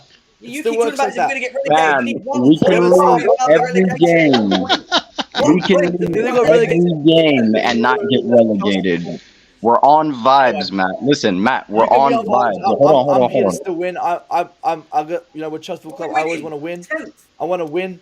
You suck a Potter. You give me a manager. Win what, Matt, calm down. Listen to this point right here. If you drop your standards, you just set the club standards drop with. Listen, you spent this whole season bagging Mount. Mount doesn't play. I want to win, right? And now, and then you shut up. And now the only reason, right, that like you're hating Lampard is because he's gonna bring Mount back. That is it. Nah, listen. That's why he's laughing. Listen. I'm exposing two agendas really quick. Matt, the only reason you care that Lampard's coming back is for one of two reasons. One, Declared said it. Mount. Two, because Kepa's gonna get benched. You and I both know that. Secondly, regardless of the Kepa benching, regardless of Mount, I need to explain something to you, Matt. Stop trying to think about winning. Season is dead. Fam, season is gone. It is vibe central. I have the Zaza ready for the next 2 months. We're not gonna win shit. We could lose every game. Hold on, wait. Let me finish this so before any rebuttals. We could lose every single game. We need one draw. We don't get relegated. So Chelsea aren't gonna get relegated. That's my only fucking concern because the season's dead. Why am I going to look at the Champions League? We could have had Potter, we could have had Lampard, we could have had Bruno, we could have had none of them. We weren't going through against Real Madrid without an elite manager and at least a year to 2 years of this team being developed. No, that I don't necessarily agree with. I don't know if I saw Robbie Di Matteo win the Champions League, man. Okay, but wait. Couch. How so dare you say that squad? Couch, that squad. Animal altogether, man. You can catch a strong. No. There's a 5% chance Lampard can be the manager. Nah, I need people to be realistic. I need people to be realistic. Chance for the players to elevate their game. They all do it. I'm just telling you. Elevate it under Lampard. Yeah, it's true. Huh? Right, in the Champions League, all you need is 3 good games and some luck. Not even 2-3 games and a lot of luck. Okay. You can win it. Right. Anyone and on then the Lampard's panel, your next manager. $1,000 we don't go through the semifinals. Anybody on the panel? What odds you giving me? I'm not taking 2 to 1 on that. I'll take that. $1,000 we don't go through to the semis. In regards to the players needing motivation to go into the Champions League, I don't think they do because it's the only competition that they've got left in to go for anyway. That will just come naturally to go out there and be motivated at the Bernabeu, to be motivated at Stamford Bridge to try and win. They're footballers, professional footballers at the end of the day. They're going to have that already. All that Lampard's got to do is somehow tactically make it work so that all that. You're right. So whether or not we win or lose, I promise you now, they will go out fighting Chelsea. I'm telling you now, they will go out. They will. Everyone saw it, Jen, against Dortmund. Look at the Dortmund game. That was contract. Compare all our Champions League games to the EPL games. Very different. That's fine, but it's real fucking Madrid. Let's go to some super chats quickly. We've got Nyack saying, big ups, everyone. Season is dead. Who cares if the new manager comes now or summer? So long as they are the one to unlock our talent and play winning ball. We've got Nyack saying, big up to him. We've got another donation from the Winter server. Big up to him. He says, a football fan on vibes. Don't be deluded. They do not exist. Also, I take it that this will be everyone's last stream because the games do not matter, is what he's saying. It's not about the games that matter. It's about understanding where you are, Winter, in your season. Well, no, you're saying the season's done. So the season's done. I'm Oh my on God. Season was done, man. Don't set this up again. Yeah. Sure. Guys, let me ask you this, right? Let me before everyone starts, right? What is your expectations of Chelsea in the last 9 games in the Champions League? Go on. I want to know. To go as many points high as possible. So what does To that get the mean? most Give wins me as possible. Give me some So positions. you want to get Jem, Conference Jem, League. you got. Give me some See, for positions. me, Jem, the mentality is to get. Give me You got to some get the best positions. possible thing. You spent 600 million. You got to get to the best you can get. Lampard doesn't improve that for me. The Conference you sack League. Potter, that's great. Don't get a manager that's worse. We somehow sacked Tuchel, got a worse manager. Sacked Potter, got a worse manager. It's like get someone to improve. Do you know what, Jim? On that aspect that Matt says, I kind of agree with what he's saying because my logic around bringing in a manager now was to prepare for next season. I've banged on about that point about preparing for next season. Done that. So why are we talking about it? That's what I'm saying. That's what I'm saying. Okay, all right. That's why on the flip side, again, they are looking for the right appointment, Matt. So there's no point in crying about it. It's 9 games. Can I also counter with the fact we need to get to the summer? 39 points in the 36th round. Holy fuck. Well, when we're You wanna win it, as but I Matt want to just go keeps up. winning. Jem, That's the there's still difference. That's the difference. 9 games. I want to win as many of the 9 games as I can. Doesn't matter if it takes me to no. Matt, I would Matt. want to win it. What's It's the about goal, winning. man? To get Conference League? Declare That's it's what about I'm- mentality. Do you want You've got to Conference keep League, winning. mate? Just say it. Declare- Not if as high as you- possible. If you continue to lose, you're a that's a good loser. thing. If you accept losing, you're a loser. You got to accept Matt, winning. So Matt, we're The aim of losers the now. game is to win. So you're We're losers accepting now, yeah? loss, you're accepting We know your what loss, we're you're being accepting cool, your being line. down. bro, in the chat. bro, all the We're shots. already all the shots losers. in What are you saying? Decline You just war. want to be a bit more better than a loser? Declined war. You want to be on a decline. You want to lose. I don't want to lose. Matt, for once, just listen for 1 second. For 1 second, let me ask you something. Oh, my No. God. Everybody stop, because I'm not doing this. For 1 second, listen to this. We are sitting 11th in the That can't be league the real thing. right now, 9 games to go. Whether we brought Lampard in, or you want to bring the manager that we're supposed to magically pick all of a sudden after sacking Potter. They didn't want to sack Potter. They did not want to sack Potter, because if they did, our new manager would be in right now. He's not, which means they didn't want to sack him. So guess what? We have 9 games to go. The ownership fucked up, and we're sitting with interim manager Frank Lampard. Who cares? No, hold on, really quick. Who cares if we win 5 out of the 9 games? Who cares if we win 3 out of the 9 games? Because half these players might not even be in the team next season. Get to the summer. Hey, Callie, what if we go undefeated though? You accept Dude, losing. hey, this is my worry. That if we go undefeated or near so, yeah, this small sample size, there's going to be a fan base calling for Lampard to be the manager. Nah, man, we can't go down that route. We cannot go down that route, man. Anyone even dares. No. They don't even No, but dare. it's gonna happen, yeah. It's What only is going to with be the Rory delusion? Jennings that calls that, yeah? And no one else. Yeah, right? Yeah, Warwick Jones and Army. Listen, everyone on this panel knows Lampard is weak as a manager. With all due respect to one of the greatest, if not the greatest Chelsea legend. Is my audio fine? Oh shit! Nah. Is my audio fine? Yeah, we can hear you, Claire. Yeah. Talk London is expensive, bro. Like Lampard has family to feed. He has his wife. His wife needs to do Gucci bag shopping. The pay is ridiculous. He needs a pay rise. He needs a pay rise.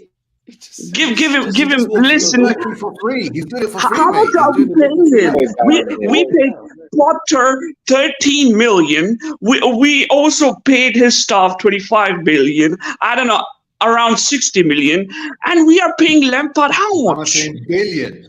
Class rep, we're on vibes, fam. Stop making logic. We're on vibes. Hold on. Let me make a point about what Declare just said. Yeah, what is going to stop that from even happening is they need to announce the new appointment before the end of the season to stop any of that even happening. Okay, we need to make sure that we have that wrapped up before summer, because Frank Lampard long term, no. This guy cannot stay here. Don't blame Bowley. Don't blame Nagos, man. Blame Benzema. Wait. Benzema. Because that motherfucker is scoring goals and goals, and we're not going to be on Champions League next year. Why are you blaming Todd Bowley or Why can't our Nagelsmann? players Yeah, score? Klaasner, you're moving mad right now, but keep going. Spit your facts. Scoring goals. Your boy Guy, fucking not couldn't man. score any goals to win us the Champions League this season, man. Oh, Glazarov, you don't change, man. I love your wise words, bro. But tell us about Lampard. Are you happy with Lampard? My God. Lampard is one of the legend. Like he took the job on a very weak pay. He deserved more pay because end of the day there are employment courts in UK, in everywhere. So if he doesn't get the full proper pay, I'm pissed because the reason Lampard got this job. He has this He's job. working It's for like, free. you know, It's his club, man. Yeah, it's a charity. It's charity. There's Yeah, nothing he's only doing it for the opportunity to manage next season. Then he gets paid. if your country is in danger of a war, you call somebody, you call your citizen, oh, come, help us. You pay that Yeah, you soldier. get drafted. Lampard is a soldier for us. Yeah. Because And nobody Ashley can Cole, take this Ashley job Cole's right still now. here.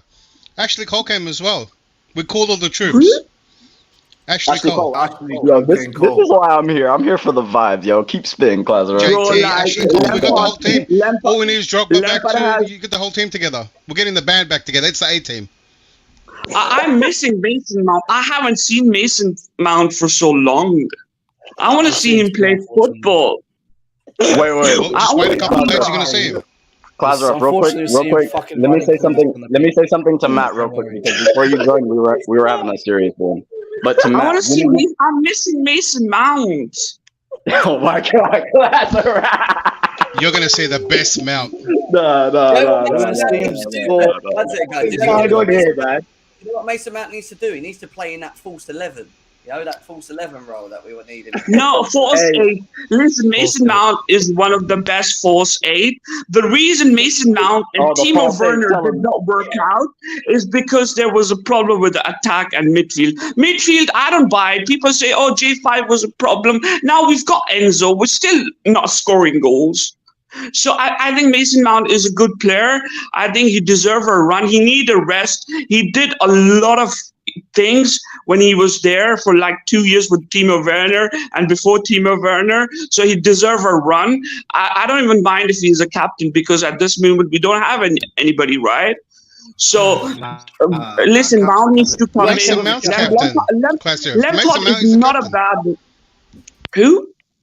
Mason Mount's the captain. He said in the press conference. Nah, man, Kepa's Okay. captain. Nah, now. Kante, Kepa's gonna be Kante's captain. the captain all day. Mason Mount, Oh, yeah. Felix, Mason Mount, and somebody Mudryk. I think Mudryk and Ziyech will really be good under Lampard because Lampard is a very attacking minded, and he wasn't that bad. He won something with Derby County. He put us in the 4th place in Champions League. I think the reason of his failure is because when he signed all those players, the Kai Havertz was the guy who wasn't working. Sorry, Jumbo, he wasn't working. Kai Havertz had a problem with everyone. What about Timo? And even Lampard said, oh, we've got a young squad, so everybody got pissed off. Like, oh, Havertz not young. Havertz is generational. So it wasn't nice of us. We were really assholes for blaming Lampard because he said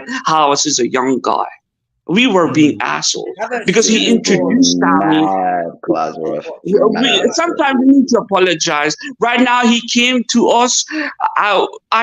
Because Potter, listen, Potter, I don't know what the fuck was this guy. What did we do to deserve Potter? What did we do to deserve Potter? Like, I used to buy. And I ask myself every day.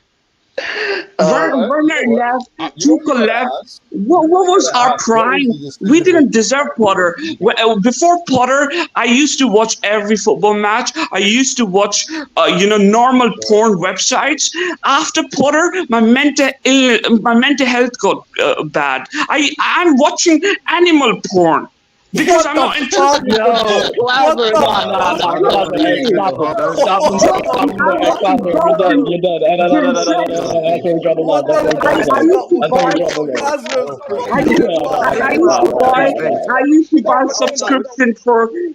I used to buy subscription for Sky WWE, every single fucking subscription on sports. But under Potter, I'm buying Zeus TV subscription. I'm watching Bad Girls Clubs. I'm watching Blue Baby Love Christian Brock.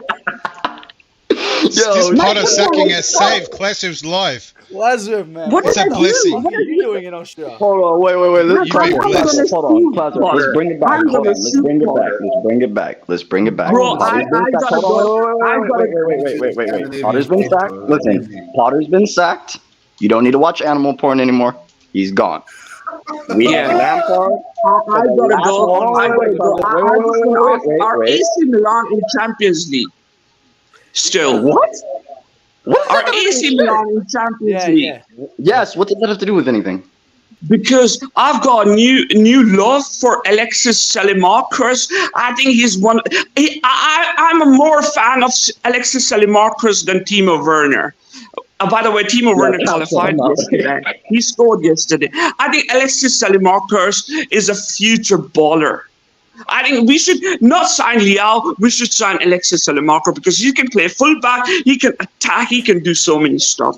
I gotta go. Take care, guys. I'm gonna be back, bro, because Potter is gone. I was so fucked up with Potter. We didn't deserve Potter. Trust me. Don't disappear for so long, yeah. Don't disappear for so long, man. You've been gone too long. Oh my god. Take care, guys.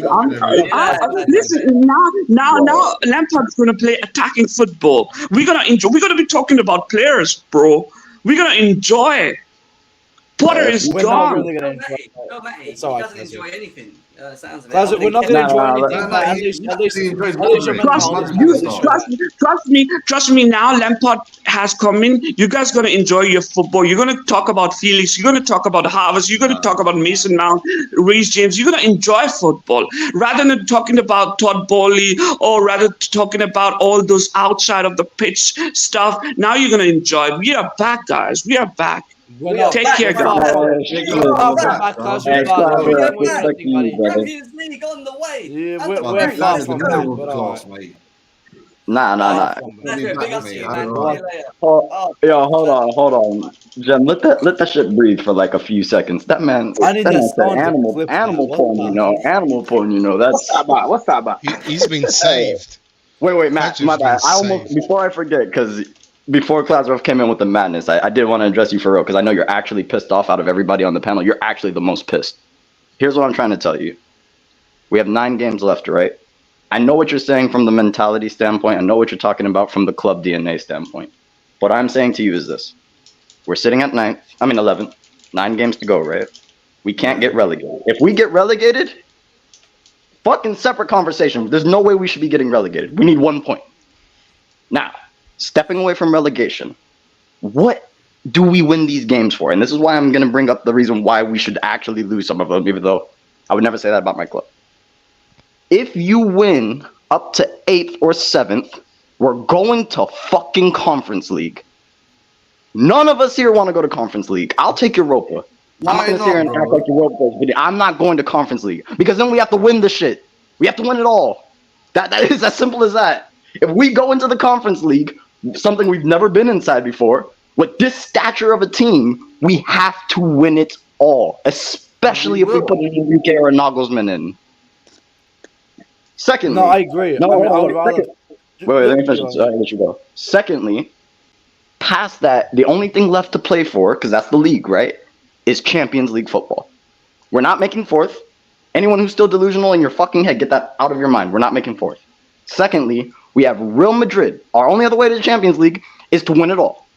We have Real Madrid, and everybody has this crazy hard-on because Potter got sacked that you're getting delusional thinking, let's not forget, TT's Chelsea could not go through fucking Real Madrid, and we spanked them at the Bernabeu.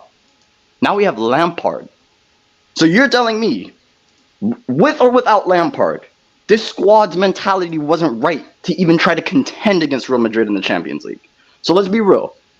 Either we get through this round and we get knocked out by our semifinal opponents, or we're getting duppied by Real Madrid as we're supposed to. So now the season's gone. We have no trophies to play for. Champions League football is guaranteed not coming to the bridge unless a miracle happens and we win it all. And we've already discussed we don't want to be in the Conference League. That's why I'm telling you, Matt, chill. That for the first time as a Chelsea fan, you could just chill. Don't have any expectations. Your expectations should be in the summertime. Motherfucker, they better sell 20 players. They better bring in the proper manager. And they better make sure their signings are correct. And that's you all even I say that. Matty, like you even considering keeping Potter on is an absolute madness, bro. Like that guy could not have stayed on. Don, I was the first one to have Potter. I was the first one I got criticised for it when I wanted him day one.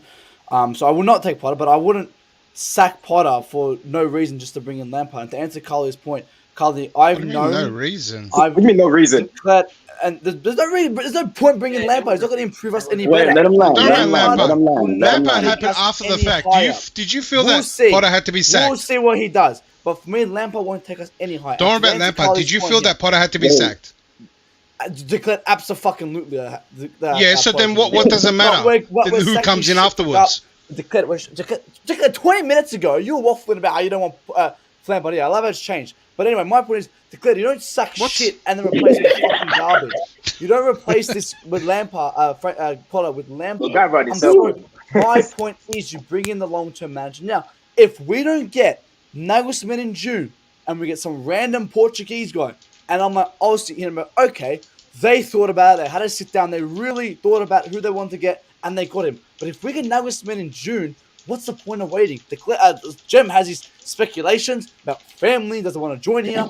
He would want to play as soon as possible, Jim. He would want to play as soon as possible. There's going to be many things, Matty. I already said that to you. Well, yeah, I don't have time to mention them all, Jim. Matty, don't you think? No, but Matty, The real connection to all of this, right, and this is what Count said earlier, which is really true about what you were saying, is that if we brought in the most random manager as a caretaker till the end of the season, they would have had to they would have to have built relationships, understood the players. They didn't have the time to do that. Frank Lampard's already got relationships with the players that are already there, so it makes sense for him to come back in and continue. But no, they don't. They hate him. You're speculating that they hate him. They obviously don't hate him. Jem, No, Jem.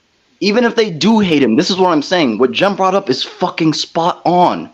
If something bad were to wait, listen to this, Matt. If something bad were to happen past Potter, say Lampard comes in interim, which we know he's interim, and he does even worse, or God forbid something goes crazy with the squad, Lampard's gonna leave at the end of the season. Imagine if we brought Nagelsmann or Enrique and that was the situation. God forbid that it went tits up, and the squad got mad at Enrique or mad at Nagelsmann. Some of the players don't want to work with him. They think he's not going to give them game time. So now he's going to go into the summertime with all those issues, still trying to make sure we get a proper team and to be cohesive.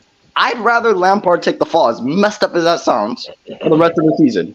Genuinely. I'd rather let Lampard just helm the ship.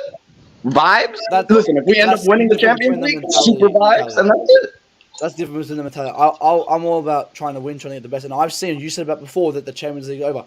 I've seen that you could have one of the worst teams in Europe but have a world-class manager and win the Champions League. Thomas Tuchel proved to me that you can have a shit manager. Di Matteo, the most random fucking manager. But I've said for recent times that this squad, 80% of the squad, won a Champions League because of a world-class manager. And these players are shit. They were garbage in 2021. Yeah, but you can make an argument for both sides. We won it because of a world-class manager. So by prior examples, for both sides.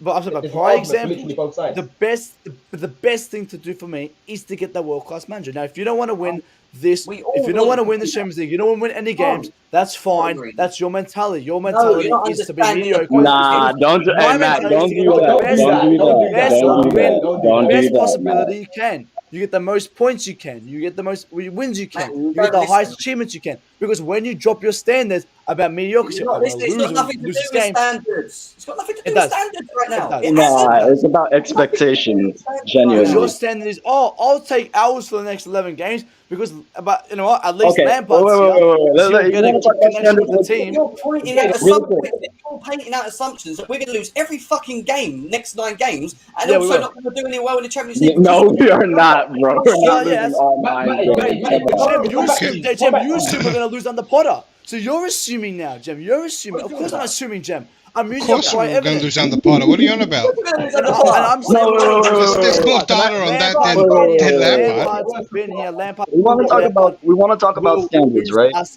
Not going to get us any better. Nothing to do with standards. Our standards is always going to... No. But Jem, this is the point I'm trying to get. And you dropped your standard when Potter came. I didn't. No, it isn't. You dropped your standard when Potter came. No. Because I want to talk about real standards. Listen. I want to talk about real standards. Let's drop all the shit. The real standards are Chelsea should be competing for the Premier League, right? True or untrue, Matt? We're not competing for the Premier League. So let me bring you back to this point. How are we gonna get to competing for the Premier League? What is gonna get us there sooner? Seeing how the ownership fucked up this year. Let's see. Should we put the world-class manager in, which no matter what happens at the end of the season, it's not even going to increase our progression towards the next season? Or should we just say this season is a dumpster fire, bucket, vibes, summer, fix up, top 4 minimum expectation and a trophy? Because that's what the standards should be. Right now we sit 11. Let me just say this, right? How can we have expectation? Like, listen, right? We can all have our expectations of where we want our club to finish. And for Premier League, we've always finished in the Champions League. All right, we've not competed for the top 2, but we've always been in the Champions League, right? This is the first time in a little while that we're not actually in the Champions League now, right? And we've had a real bad season, right? From start to finish under Graham Potter. Our expectations that were at the beginning of the season were for us to push for Champions League. My expectations was not to challenge. It was to stay and fight because I thought we had the squad to do that in the Champions League. Others didn't. Their expectations were, no, we're going to fall out of it. We're not ready for it. This, that, and the other. Fine.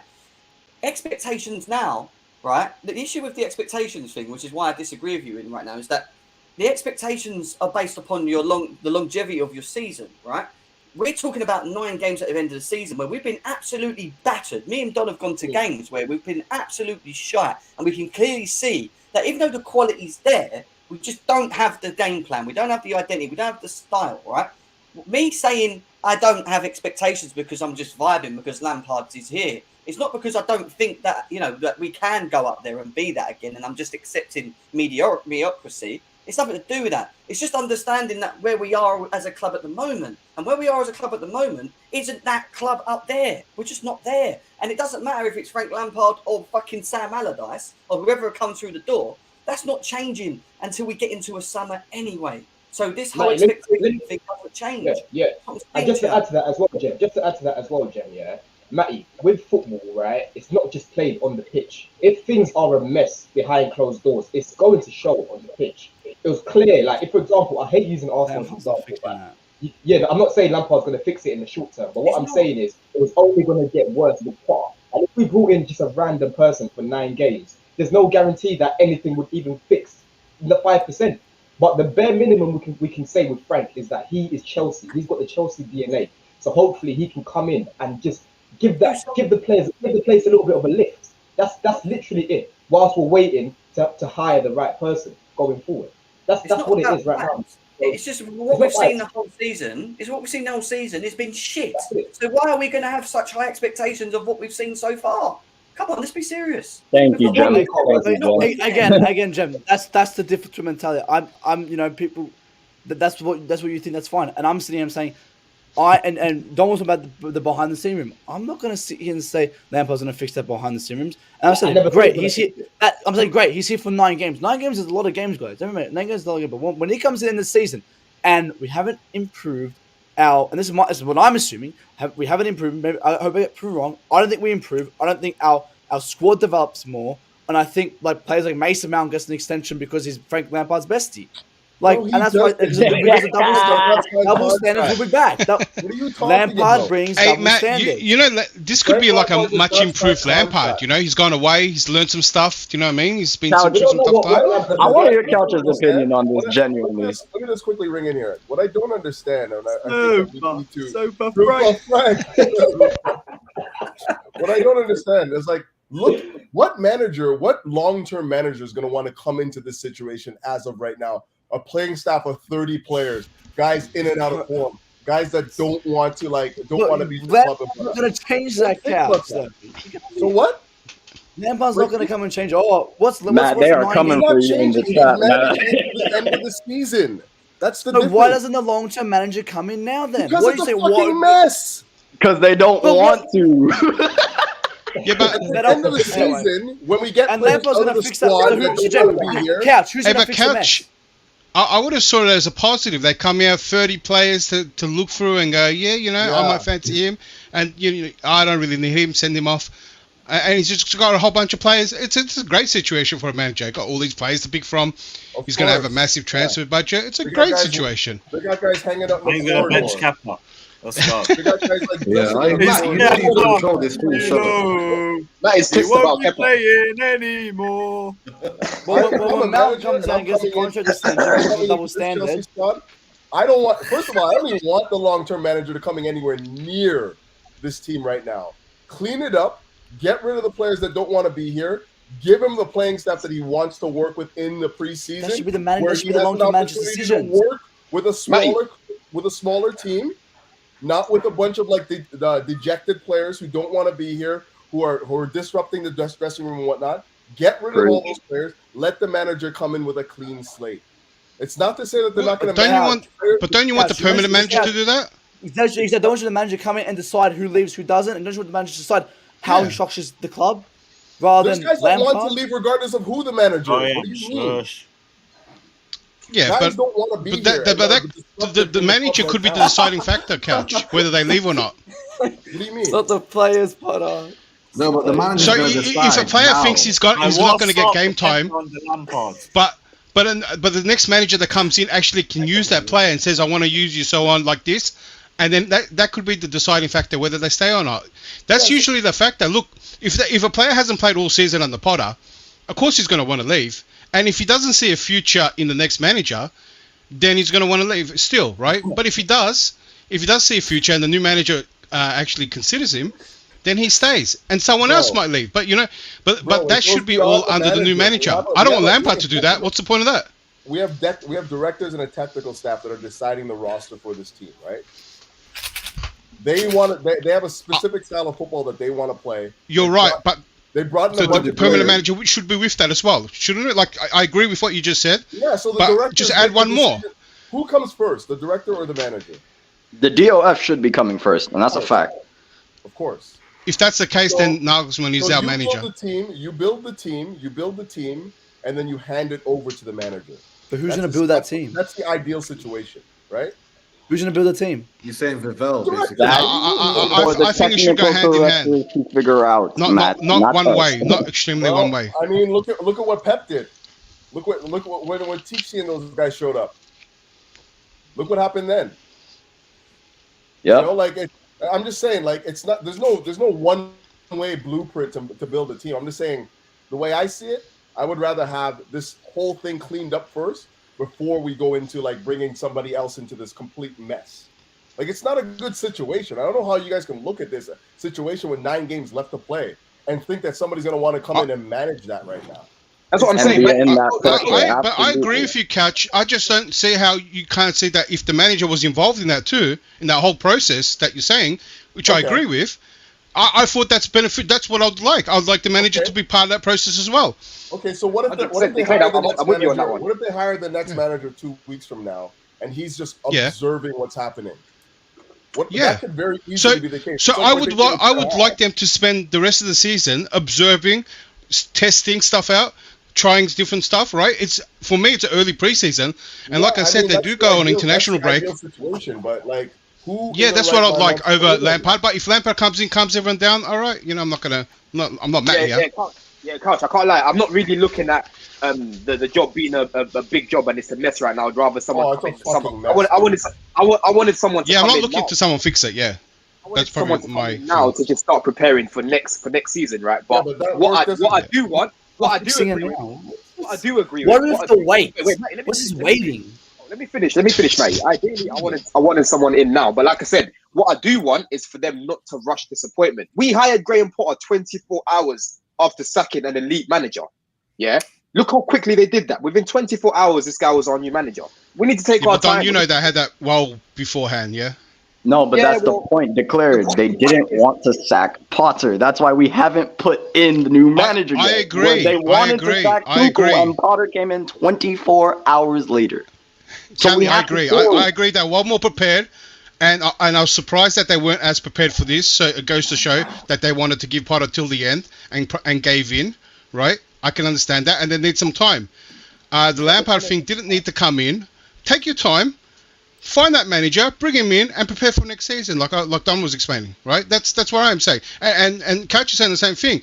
But I just wanted the manager to be part of that process too, and get prepared because we do have internationals right at the end too, so the new manager gets to miss out. So at least this gives him opportunity to see and start preparing, and players do have to go, so him and the director of football, they can sort that out, right? And we get a head start. We need a good head start because we're so behind. We're such a mess, like you guys said.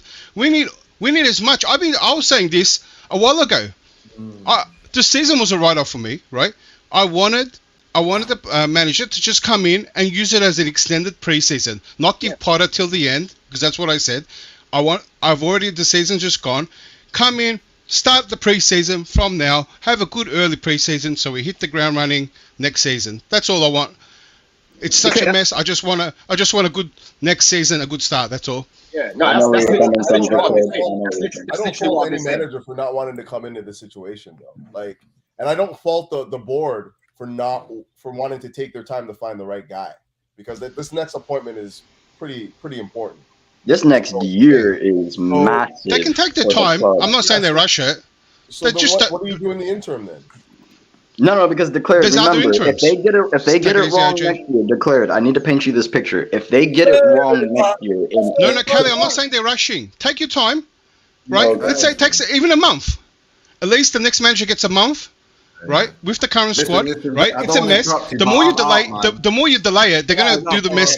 The mess is going to happen in the preseason. The more they delay it. I don't think even the technical director can fix it all. But Declared, do you know what? We've got Super Frankie Lampard. He knows exactly what we need. Thiago at the back. Modric in attack. Chelsea gonna win the Champions League. 1 second. Lewis, what are your thoughts on the appointment of Frank Lampard? I've not heard from you since. Welcome to the trenches, my legend, bruv. Try and steer this sinking ship through the next 11 games. Beat Arsenal away. Other than that, I couldn't give a fuck. It changes absolutely nothing. It'll be gone after 11 games. At least if we're going to be crap, we're going to be crap with a legend in charge and a guy that I don't despise. So it is what it is. I don't know why people are complaining. That's what I say. You don't see it like Matty does, who thinks like we're dropping our expectations because we've brought what in expectations? What are we expecting to achieve at this point? What are we expecting to achieve at this point in the season? The Conference League. Lewis, you want to? Lewis, why don't you go and get that long-term manager now? Seven, realistically. Wait, Lewis, Lewis, why don't you get that long-term manager now? Because they don't want to come into this shit show and start poorly up with their first. Hold on. Wait, Lewis, let me ask Matty a question. When I said back in January, I said I remember you on the stream actually. You were on the stream with Declared, right? And when I said about top 4, you laughed, and that was back in January. So why are you expecting anything mad right now? Why are you expecting anything mad right now? When in January, when I said we can still get top 4 as long as we get the right signings and the injuries start to come back, you guys laughed at me. But now you're expecting a lot of. I don't know what happened, but no, Don. All the thing I'm saying, and I think it's actually more important for the end of the season, because remember, the end of the season's end, and you get straight into the new season. So for me, it's getting a preseason, and I would rather get the most we can. I've said, Don, in the Champions League, I've seen that we can have a bang average squad and have a world class manager, and the world class mentality can get us to win the Champions League. All right, we got Bayern, we got Madrid, but there's always hope in winning that. And I will go for it. And I wouldn't go and as I said, I wouldn't go get a worse manager than Potter. And for me, it's go and get that manager like Nagelsmann, whoever you want, and let them decide who they want. If they want to let Rothers shake out and they dictate, we need a manager come in and make their own decisions. If the board's not going to let that happen, well, that's just a board problem, and I have no hope in this club. So I would want a manager to come in and make their own decision on how they dictate this club. They want 1, 2, and 3 out, 4, 5, 6 in. You know, they dictate who they want as a deal off and who they don't. What? They're going to do that in the summer. But why not now? Why not, Because why not start it now? And exactly, you say it's a mess, but I'm saying I want that manager to come in now and start that mess now. Maybe he don't want to come in now. I keep saying this. That's what Jem is saying. No, wait. He doesn't want to come in. He wants It's to the fact that Chelsea don't want to rush their next decision because they cannot make the wrong decision. We've already wasted enough time. This one has to be correct. I agree. They're not rushing. Okay, so if you agree, I agree, but I'm saying, Lewis, I said this before. If we could get some Portuguese guy right in June, I'll see and say, okay, I understand. They took their time. They decided here's what they got. But if we're going to get Nagelsmann in June, what does it make a difference from now to June? And that's what I'm saying. We'll find out in June. Maybe we get someone random. Nagelsmann is actually not available till summer. Nagelsmann is available now. Hold on. Matty, wait, I've got a question. Nagelsmann's not the only candidate, okay? Number one, he's not the only candidate. If they're going to properly vet all the candidates, it's going to take some time. It's not about, okay, well, Nagelsmann may be the number one right now, but that may not be the case after they've interviewed this manager, that manager. So wait, Matty, let me ask you a question. Let me just ask you a question. You've just agreed with Lewis. You just said, right, you agree with the fact that they want to take their time to find the right person, right? And we've established already that. So Frank. Wait, hold on. Frankie Lampard. Wait, Lewis, two secs. So you've just agreed with Lewis, right? That we need to buy our time and find the right person to come in because again, we need the right appointment, right, going forward. Okay. But in the same breath, you're like, why can't we bring someone in now? But like Jem's just said, that person that we want to bring in might not want to come in now. But you're like, Don, here's my point. Let me finish the question, bro. Let me just finish the question. Your argument is we've brought in Frank Lampard, so why are we sacking shit and bringing in shit again? So my question for you is, in the interim, knowing that we can't bring in the manager that we want in now, let's say Enrique doesn't want to come in now or Nagelsmann doesn't want to come in now, right? Because they're the two favourites. Who would you have brought in the interim right now? Who would you said they're not? Enrique came with the whole fucking PowerPoint to Chelsea yesterday. The guy wants to join now. Yeah, but Enrique might not be their first choice. Nah, you're going on journalist reports. And Don, all I'm saying is that I asked you a simple question. I said it at the start. I said this at the start of the stream. I didn't agree with Lewis. Lewis is waffling.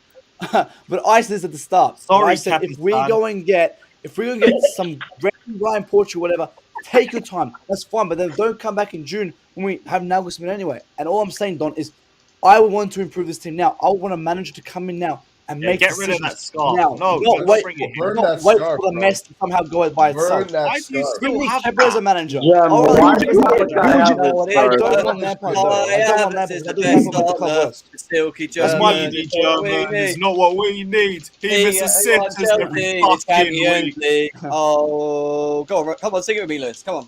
Oh, right. He misses sitters every fucking Jem. Why do I know, Jem, you have a Havertz jersey and you don't have a Conte jersey? Why do I know you have a Havertz jersey and not a Conte jersey? Charlie, chat to him, man. Chat to him. Brother. Put that Kai Havertz shit away respectfully. That man's gone at the end of the season. That scarf is everything wrong with this fan base. I cannot wait. Burn it. Don't even give it I got to you guys. charity. Right, hold on. I'll bring up the list. Cancer Research UK will give it back. I love finding Lewis up. It's fun, man. I love it. Woo! Kai Havertz, baby. Woo! Jem, I got a question for you. Who is more influential in our Champions League? This guy right here or Kai Havertz? You tell me. There's you tell me. Who is the reason we won that Champions League? Kai Havertz or this guy right here? I tell you. It was a double combo of Havertz and Conte. Hey, N'Golo Kante. Remember, respect your players that win you Champions League football. Remember, look at this. And respect. Look at this. And Jem, respect our players that come out with key blocks like the Danish Maldini, bro. What are we doing? Danish Maldini. I didn't come prepared with this, bro. Lewis, I talk a lot of crap, but Christensen, Sometimes I miss him. I'm a legit. I miss him.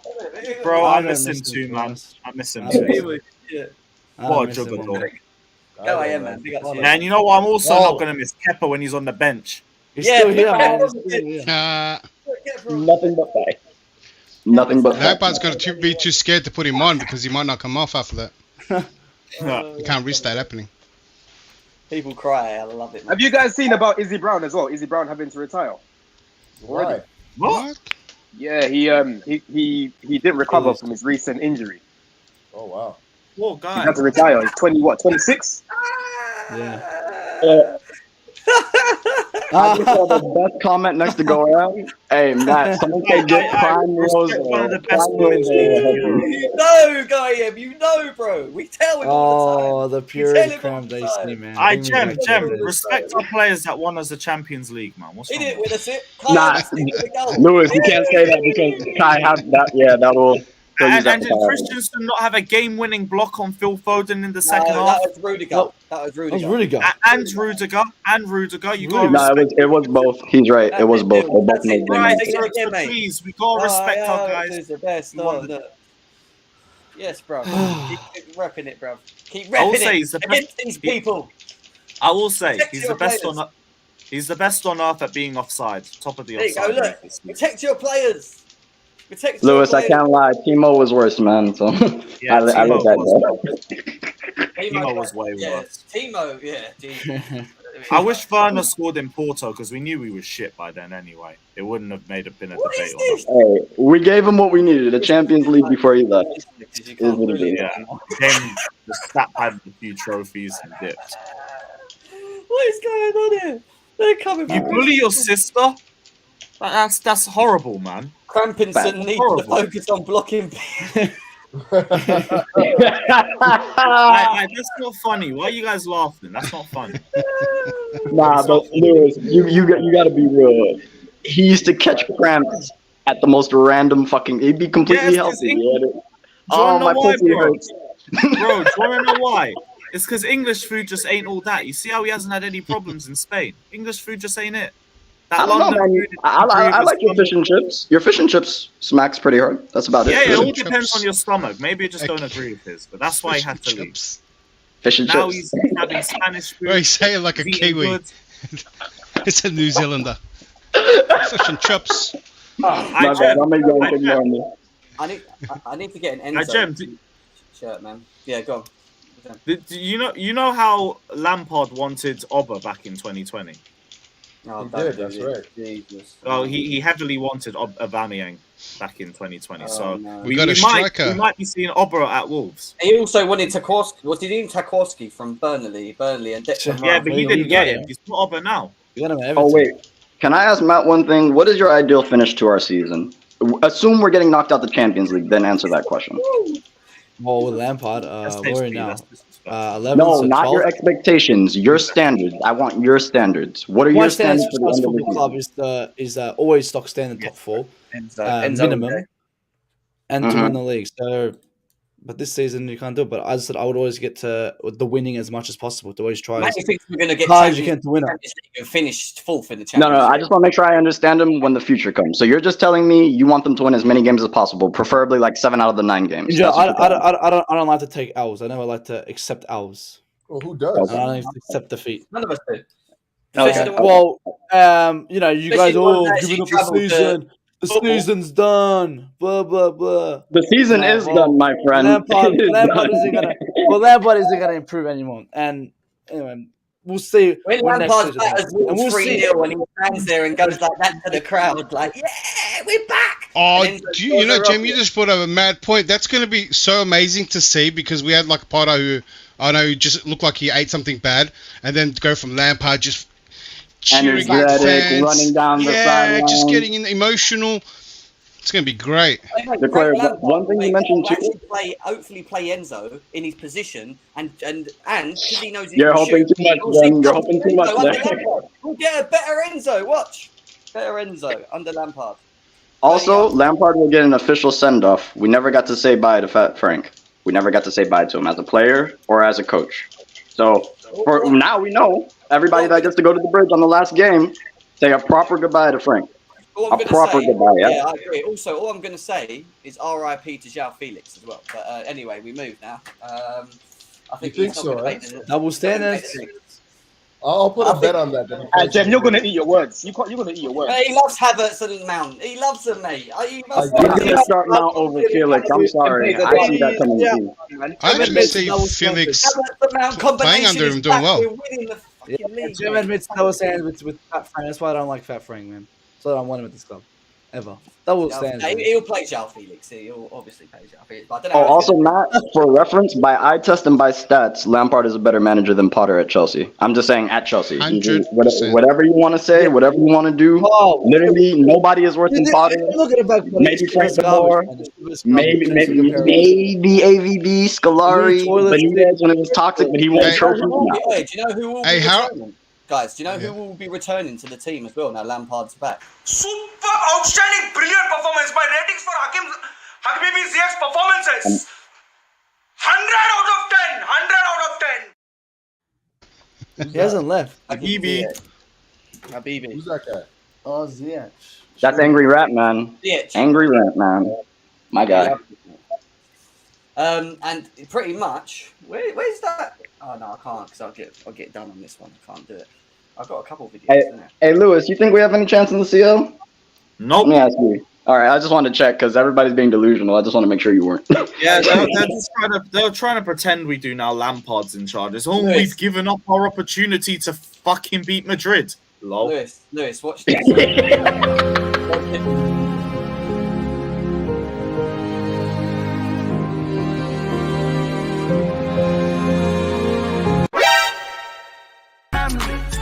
Up in this family, only real ones up in this family. Up in this family, only real ones up in this family. Up in this family, only real ones up in this family. Up in this family, only real ones up in this family. Why did you show me that? Why did you torture us like that? Like, what was the actually? Why? Hey, you know what? That just reminded me. It would be a great opportunity. My point is, they made that a year and a half ago when they were beating us in the FA Cup and things like that, and now look where they are now.